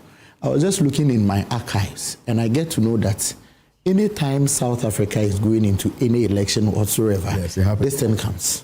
So it's becoming a festival that is being celebrated over and over the time that when there is election. They lied to them that the foreigners have taken your jobs. Then you get to know that I have a cousin there. I spoke to him yesterday, and he told me that, this is mostly done by the Zulus. I don't want to go to the ethnicity and others. Yeah. I believe that the foreign minister has done well with his first approach, but I believe more can be done to it. When I say his first approach, let's even put these strategies Wanda outlined over here. He mentioned that I think from the 1st to 4th of June, they will be having what we call the AU Executive Media Coordination, and he stabled it. I believe he can go an extra step again by doing the normal resolution, going through the technical committee, to the PRC, to the executive committee, then it gets to the heads of state. You see, when you mention AU, people get that, it is a talk shop, ECOWAS is a talk shop, but that is why we set it out, for them to deal with some of these issues, pass resolution and others. I am not for the frontal dealing with the issue. We must carefully deal with the root cause of it, ensuring that we rope all states into it. Let me give you let me take you to what happened in during the reparation. Just check the voting pattern. We won. We are happy. But technically, the people who must pay actually abstained and voted against it. So if you don't do broader consultation, you may get the numbers. Don't forget, someone was asking you this morning, is international law a law? If you pass it over there, who enforces it? The one who will be paying the money or be bringing the reparations did not even vote. So where lies the victory again? After celebrating on the screens, we are done. So with regards to this South African matter, at least the other 53 states or 54 states, dependent on how the body is recognizing the other states in Morocco, the foreign minister should carefully do the lobbying very well. It is good we are going to this media coordination program, it's being tabled, but it should go through the proper stages from the technical committee to the permanent representative committee to the executive council, then to the heads of state body, so that they deal with it thoroughly and drastically. Because if you look at some of the videos, some of them are even women being beaten. I saw one of your sister stations, the lady had some stitches just under the eye. And I asked my cousin, so why are you staying there? He said, oh, my brother, I filled the second batch form. So be expecting me. And some 8 years, this gentleman is coming back because your life is very precious. And so let's all condemn them. I saw that the South African government has only spoken about it, and they even went ahead to describe some of the videos as fake. Okay. I felt bad about that. Thank you very much. This one from my friend, was my schoolmate at Badu Bonso, Senior Higher Technical School. Those of you who have not heard it before, that's my secondary school. It's in Agonan Kwanta. He says it's good to undertake development in our poor communities than giving monies to few individuals. That's into our first discussion there. Thank you very much. I had in studio with me Kwame Osudanso, lawyer and executive director, Lands and Mines Watch Ghana. Lawyer, thank you for coming. Thank you very much for the opportunity. Lawyer Wanda Victor Kuto is board member VRA, National Executive Committee member of the NDC. Lawyer, he's also a management committee member of the Black Meteors. Black Starlets. He's a big man. Okay, you say they are playing and he's in Ghana. Okay. That's from Morocco. He hasn't added on to our expenditure. Dr. John Osai Kwapong is Director Institutional Effectiveness and Quality Assurance at Ghana's Ivy League, Ashesi University. He's also a CDU Ghana Fellow. Thank you for coming, sir. My pleasure. And my own friend who wanted to bully me today on the show. Succeeded in bullying me.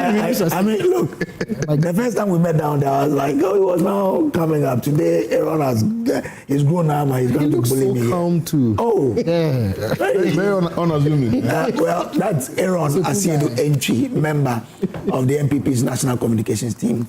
Soon, when he is called to the bar, he will become part of their legal team. But let me say this: you are destined for greatness. Okay. Oh yeah. They've not identified you yet. I think it's an opportune time for them to identify. His legal problems. He's a great one. Let me apologize to Doc. I think when I was speaking on my first submission on the Electoral College, the heat of it, describing him Doc or Prof, a friend just drew my attention to it that how I mentioned it was not. Oh, that's. But Doc. No. Doc is my humble Aaron. Humble Aaron. This is the humble Aaron. The humble part. Humble Aaron. Thank you very much. But you know what? Let me use the opportunity to say that Barkada Salah to all Muslims across the country. And also and then I delve to Ahanta West, where Imam Juaz and Yamanameza Allah. Idi bampa boy na wana de blamela ba hono zo e woro zoro bobo ka be fa bampa bobo fi be ye ma anda ko ye no ere mo ma anda na elu azoro e ma adole manzinu no e we ye no na Ghana so e we ye no enti wherever you are Ahanta West Muslimi ma Barkada Salah to you na for me ba vre na ba gre ka party ko na ye yi abada ye limit be. On that note, I'll say thank you very much. We'll be back with a lot more. Stay with us.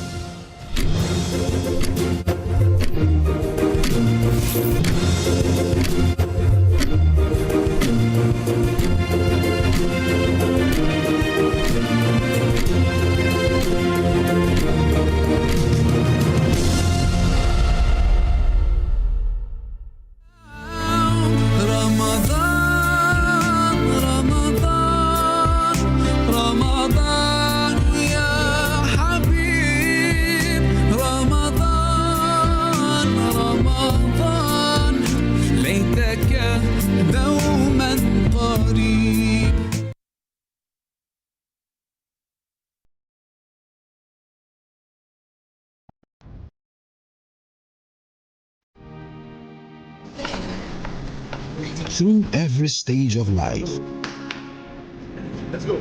Some things simply stay with us.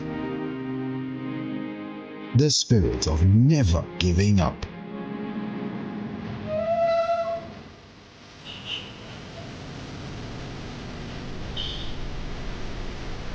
A throwback to a bygone era. Love was service. The silent statement of love.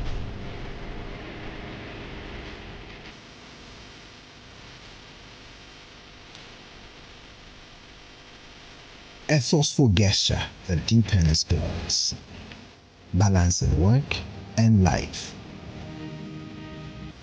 Every drop refreshes, every sip hydrates, just as it should. I am awake, one for life. Drink water, drink awake. Supporting the National Cardiothoracic Center. This advert. Hi, now let me share my wildlife experience with you at Safari Valley Eco Park. Welcome to Safari Valley Eco Park. Our electric shuttle pulled up, and in no time, our tour began. We were surrounded by wildlife from the moment we entered the Eco Park. We were greeted by experienced tour guides who took us through orientation and how to better enjoy the experience. Watch these animals roam freely in their natural habitat undisturbed by our presence. We saw zebras, sable antelope, brown crane, mara, silky chicken, nyalas, Shetland ponies, and so many animals I just couldn't keep up. Our tour guides taught us so much about the wildlife, their behavior, and how to interact with them. I even fed them. We also went fishing on a man-made canal. Then we took a break to have lunch in this serene environment. All this amazing experience for this price for adults? This price for teenagers. It's a bargain. As the sun began to set, it was time to go back home, but not before dinner by the campfire. It's been a thrill of a lifetime, and I can't wait till my next visit. Safari Valley Eco Park, bringing you closer to nature.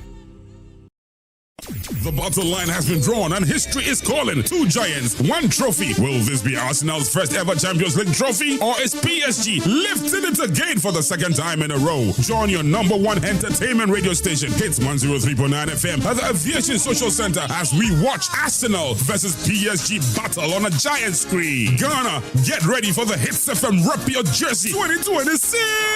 This year, we've ramped up the excitement with sports quiz, soccer tournament, the Champions League anthem competition, esports, JAMA, and more. All roads lead to the Aviation Social Center. Swag up your jerseys. Wear your football club jersey proudly. And let's all meet at the Aviation Social Center from 10 a.m. to late. Mark the date, Saturday, 30th May 2026. And get ready for lots of fun with friends and family. Entertainment with your favorite Hits FM personalities. Music with a Hits FM DJ squad. And amazing prizes to be won from 10 a.m. to the climax of the UEFA Champions League finale match in grand style. The Hits FM Rep Your Jersey 2026 is powered by Joy Sports with support from Joy Prime, Joy News, Joy FM, and My Joy Online, and proudly sponsored by TCL, Inspire Greatness, Star Oil, still quality and affordable fuel for all. Soccer Bet, your best bet for sports betting. Didi Shito, Efiedienye, Heineken, share the passion. Twisco chocolate food drink, power your dream. Ashesi University, educating the next generation of ethical and entrepreneurial leadership for Africa. Ayuda, Ghana's #1 services app. Abaco Services, baby. Franco Trading Enterprise. Still phone Papa Pafi. Day by day men. Strong and refined. The skincare you deserve. Heritage Christian University. Educating compassionate entrepreneurial leaders. Citizen Sports Mall. Level up your game. Aqua Natural Mineral Water. Obenumanum Bium. DSTV. Feel every moment. The Hits FM Rep Your Jersey 2026. Hey, Junior, you did the shit, sir. Remember shit that your mama made. For home to Hey, Charlie, you bring home Joe. Nah, no bring home. So it's just a stuff. to school with Kenke. It's here, come talk to them. Enjoy homemade taste of Shito, always with Didi Shito. Stop taking all the shit on now. Carefully selected ingredients, no preservatives, no colorants. Didi Shito. If you do need. This advert is FDA approved.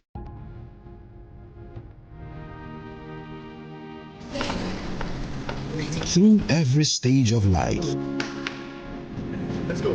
Some things simply stay with us. The spirit of never giving up.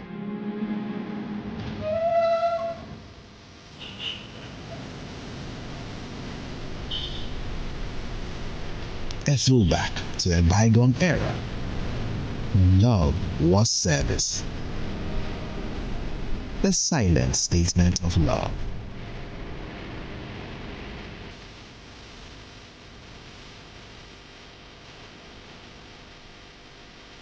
A forceful gesture that deepens bonds, balancing work and life. Every drop refreshes, every sip hydrates, just as it should. I am awake, one for life. Drink water, drink awake. Supporting the National Cardiothoracic Center. This advert is Now let me share my wildlife experience with you at Safari Valley Eco Park.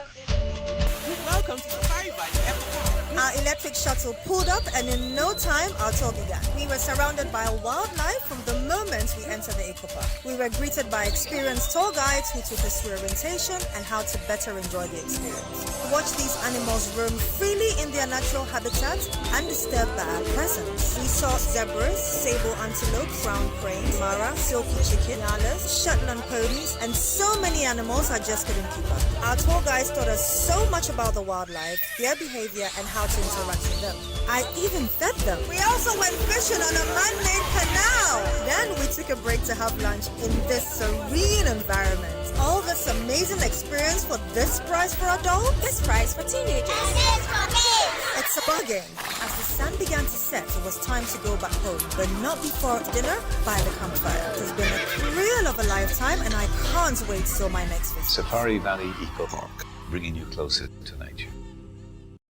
Welcome to Sulas Enterprise, the shop that deals in industrial machinery such as generators, rice millers, water pumps, compressors, and mowers. From the smallest to the largest capacity, at Sulas Enterprise, we give you nothing but the best from the best brands such as Honda and Perkins. When it comes to our generators, we also sell mowers coming from brands like Honda, Briggs and Straton, and Oleuma. And when it comes to our water pumps, we offer you brands like Lily, and Pedrolo water pumps. We also sell rice millers for all capacities. We are located at Spintex Kakalika Plaza. Also find our various locations as displayed on screen, or call us on the following number: 0243-839-463 or 0554-154-416 or 0240-541-493. Sulas Enterprise, where quality meets affordability. Hey, Junior,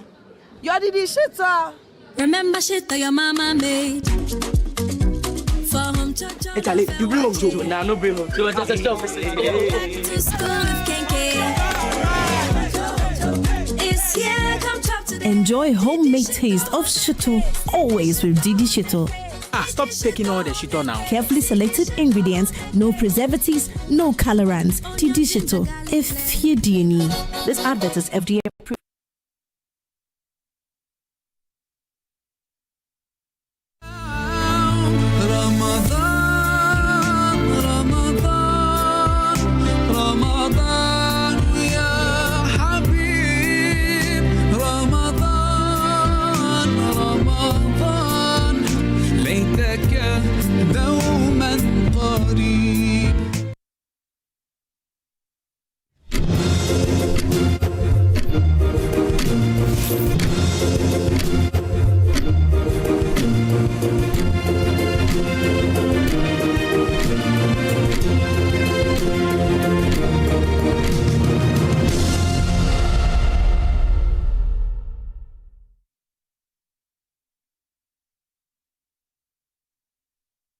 All right, welcome back to the last leg of our show. Let me say good morning to you, my friend and senior, Mr. Simon Amo, MTN Regional Manager for Ashanti Region. You're watching us now, you and your family. Good morning to you, as well as to you, Senior Baden in Swayim. You are my senior at Bedubon, so good morning to you as well. Well, let's come to the University of Ghana and talk about something they're doing, something which I think could be novel. I'll listen to Prof and he'll tell me. Now, they are launching an app. And what would that app do? I'll leave it to Prof. I have here in the studio Professor Gordon Abeka Nkrumah. He is Director, Institutional Advancement Directorate, University of Ghana. Prof, good morning to you. Good morning. Thanks for joining us.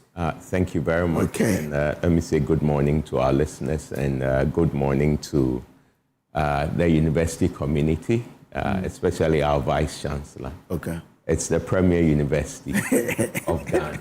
So let me say also good morning to all our alumni. Okay, that's true. You are the first. You are a premier university, so I give that to you. Yeah. Let me also say hi to okay, now today is about you. Let me leave it. But I wouldn't hurt if I say good morning to my University of Cape Coast pals, yeah? No problem. My Vice Chancellor, and my Vice Chancellor is a very, Professor Dennis Aheto. Good morning to you. Congrats to you, yeah? I'm sure you know Professor Aheto. I know Professor Aheto, you know, and it's okay to say good morning when the big boys are on the stage. It's good to say good morning to our younger brothers, so that's still okay. That is fine. Fantastic. Well, this debate, we'll have it one day, not today. No worries. But Prof, what is this app and what is it for? All right. Thank you very much. So it's we call it the UG Global Alumni App. Okay, and it's basically to mobilize alumni. Within the Institutional Advancement Directorate, we have a unit that is for alumni relations. Okay. And as part of that unit has a 6-point strategy, okay? And one of it is to be able to create a platform for alumni to be able to connect and engage.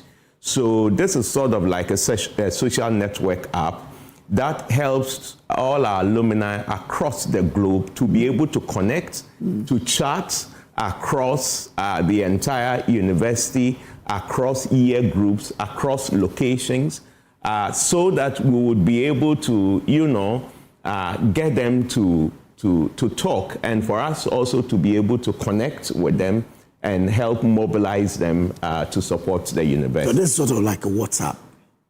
I would not say WhatsApp, but... No, it's not WhatsApp, but I mean the intent or what is informing is just like WhatsApp, right? So you know that now because, and again, that is why we are the premier university. You don't find this in almost all our universities. Okay. And this, I probably would say, it may be the first of its kind. You know, different alumni group, and I would imagine that you have your own group on WhatsApp. Yes. So yeah. These are disparate, and they sit on their own. The university don't get to be able to connect and engage with them, for them to know what's happening in the university, for them also to be able to have access to resources and things like that in the university.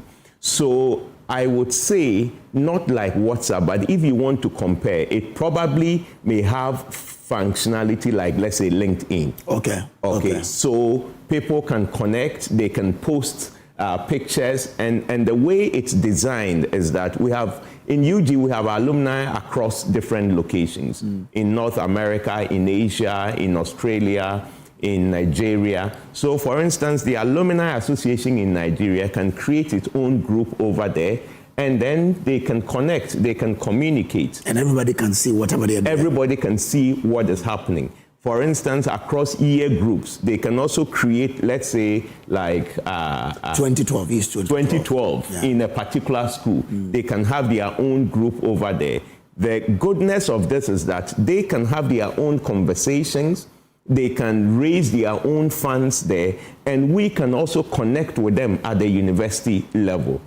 The other thing is that outside of that, they can also connect to university resources. Okay, there are different university resources that at the moment they don't have access to. They can have access to those sort of resources. Interesting. And so this is live? It's live. It's live. I mean, to be able to access this, just go to www.ald.ug.edu.gh and straight you are there.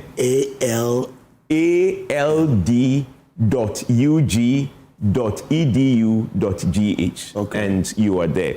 And basically, once the app loads, it just gives you a prompt so that you can even install the shortcut on your phone, such that you don't have to always go to www.ald.ug.edu.gh. And within the next 2 months or so, it will also deploy on the App Store and the Google Play Store as well. So you can find it on your URL or on your phone, and then you're ready to go. So this is open to all year groups from when you started till today? Exactly. The university started in 1948, and from 1948 up to now, the estimate is around about 350,000 or more that the university has graduated. So almost everyone is being called to register. And it's not just for our alumni, the university also has friends. And friends of the university can register. Oh, so as I am from the University of Cape Coast, I can decide to be a friend of Legon. Exactly. And register. And you can register. Okay. And basically what we do is that if you're an alum and you register, within a few minutes the registration is done. You just supply a few information. The system will go back to the university database and verify that truly you are the person you're saying you are. Okay. In matter of microseconds, it verifies, and then it sends an email to you that you've been verified and you are ready to go. You'll be giving your password and everything, and then you are ready to connect and find your mates, find other people you've not seen for years. Okay. What's the purpose of having friends? A person like me, I've never been to UG before. Having access to that platform. What's the end game? You see, a community like UG is not just a school, okay? It's beyond that. It's a community of values.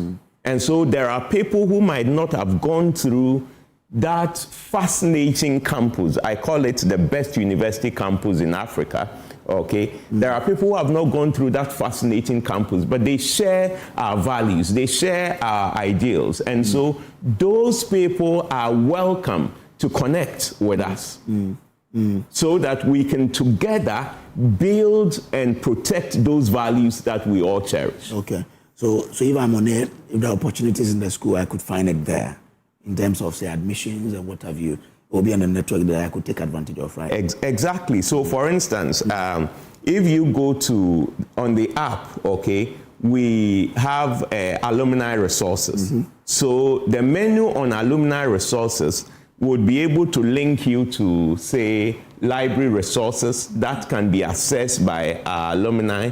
It will link you to merchandise that can be accessed by alumni and purchased, whether you want to do it on-site or online. It can also be linked to, say, somebody wants to ask for transcripts, okay? Just on the app, you can go there and it will redirect you to how you get your transcript or maybe a reference or something like that. So we are creating a system that tells our alum that even though you are out of the university, we recognize you as part of this amazing community, and we're still there to serve you as our alum. So let me understand. I can be wherever, and through that system, I can get my transcript if I need it. I can get a reference if I need it. Exactly. Without necessarily having to be to the campus. Exactly. And this will be novel because just some weeks ago, we followed a discussion on social media where a graduate from a sister university was talking about how difficult it's been for him. For the university doesn't check up on him to know how he's doing, difficult getting transcript, but a university he attended outside almost all the time checks up to know how he's doing, how his life and what have you. So to have a system where I can sit in my home and get a transcript, that's really cool. So you see, the story you're talking about, my first degree was in UG, my second degree was in UG, and my PhD was in the University of Manchester. A month does not pass that the University of Manchester does not check up on me. But the story you're saying is basically same in many universities in Ghana, okay? And UG wants to change that narrative. With this app, it helps us to know our alumni. And so on your birthday, we could easily shoot a message to you and wish you a happy birthday. The VC can communicate to the alumni directly by sending a post or by sending a set of information. Wow. And so basically, it's a journey we've begun, okay?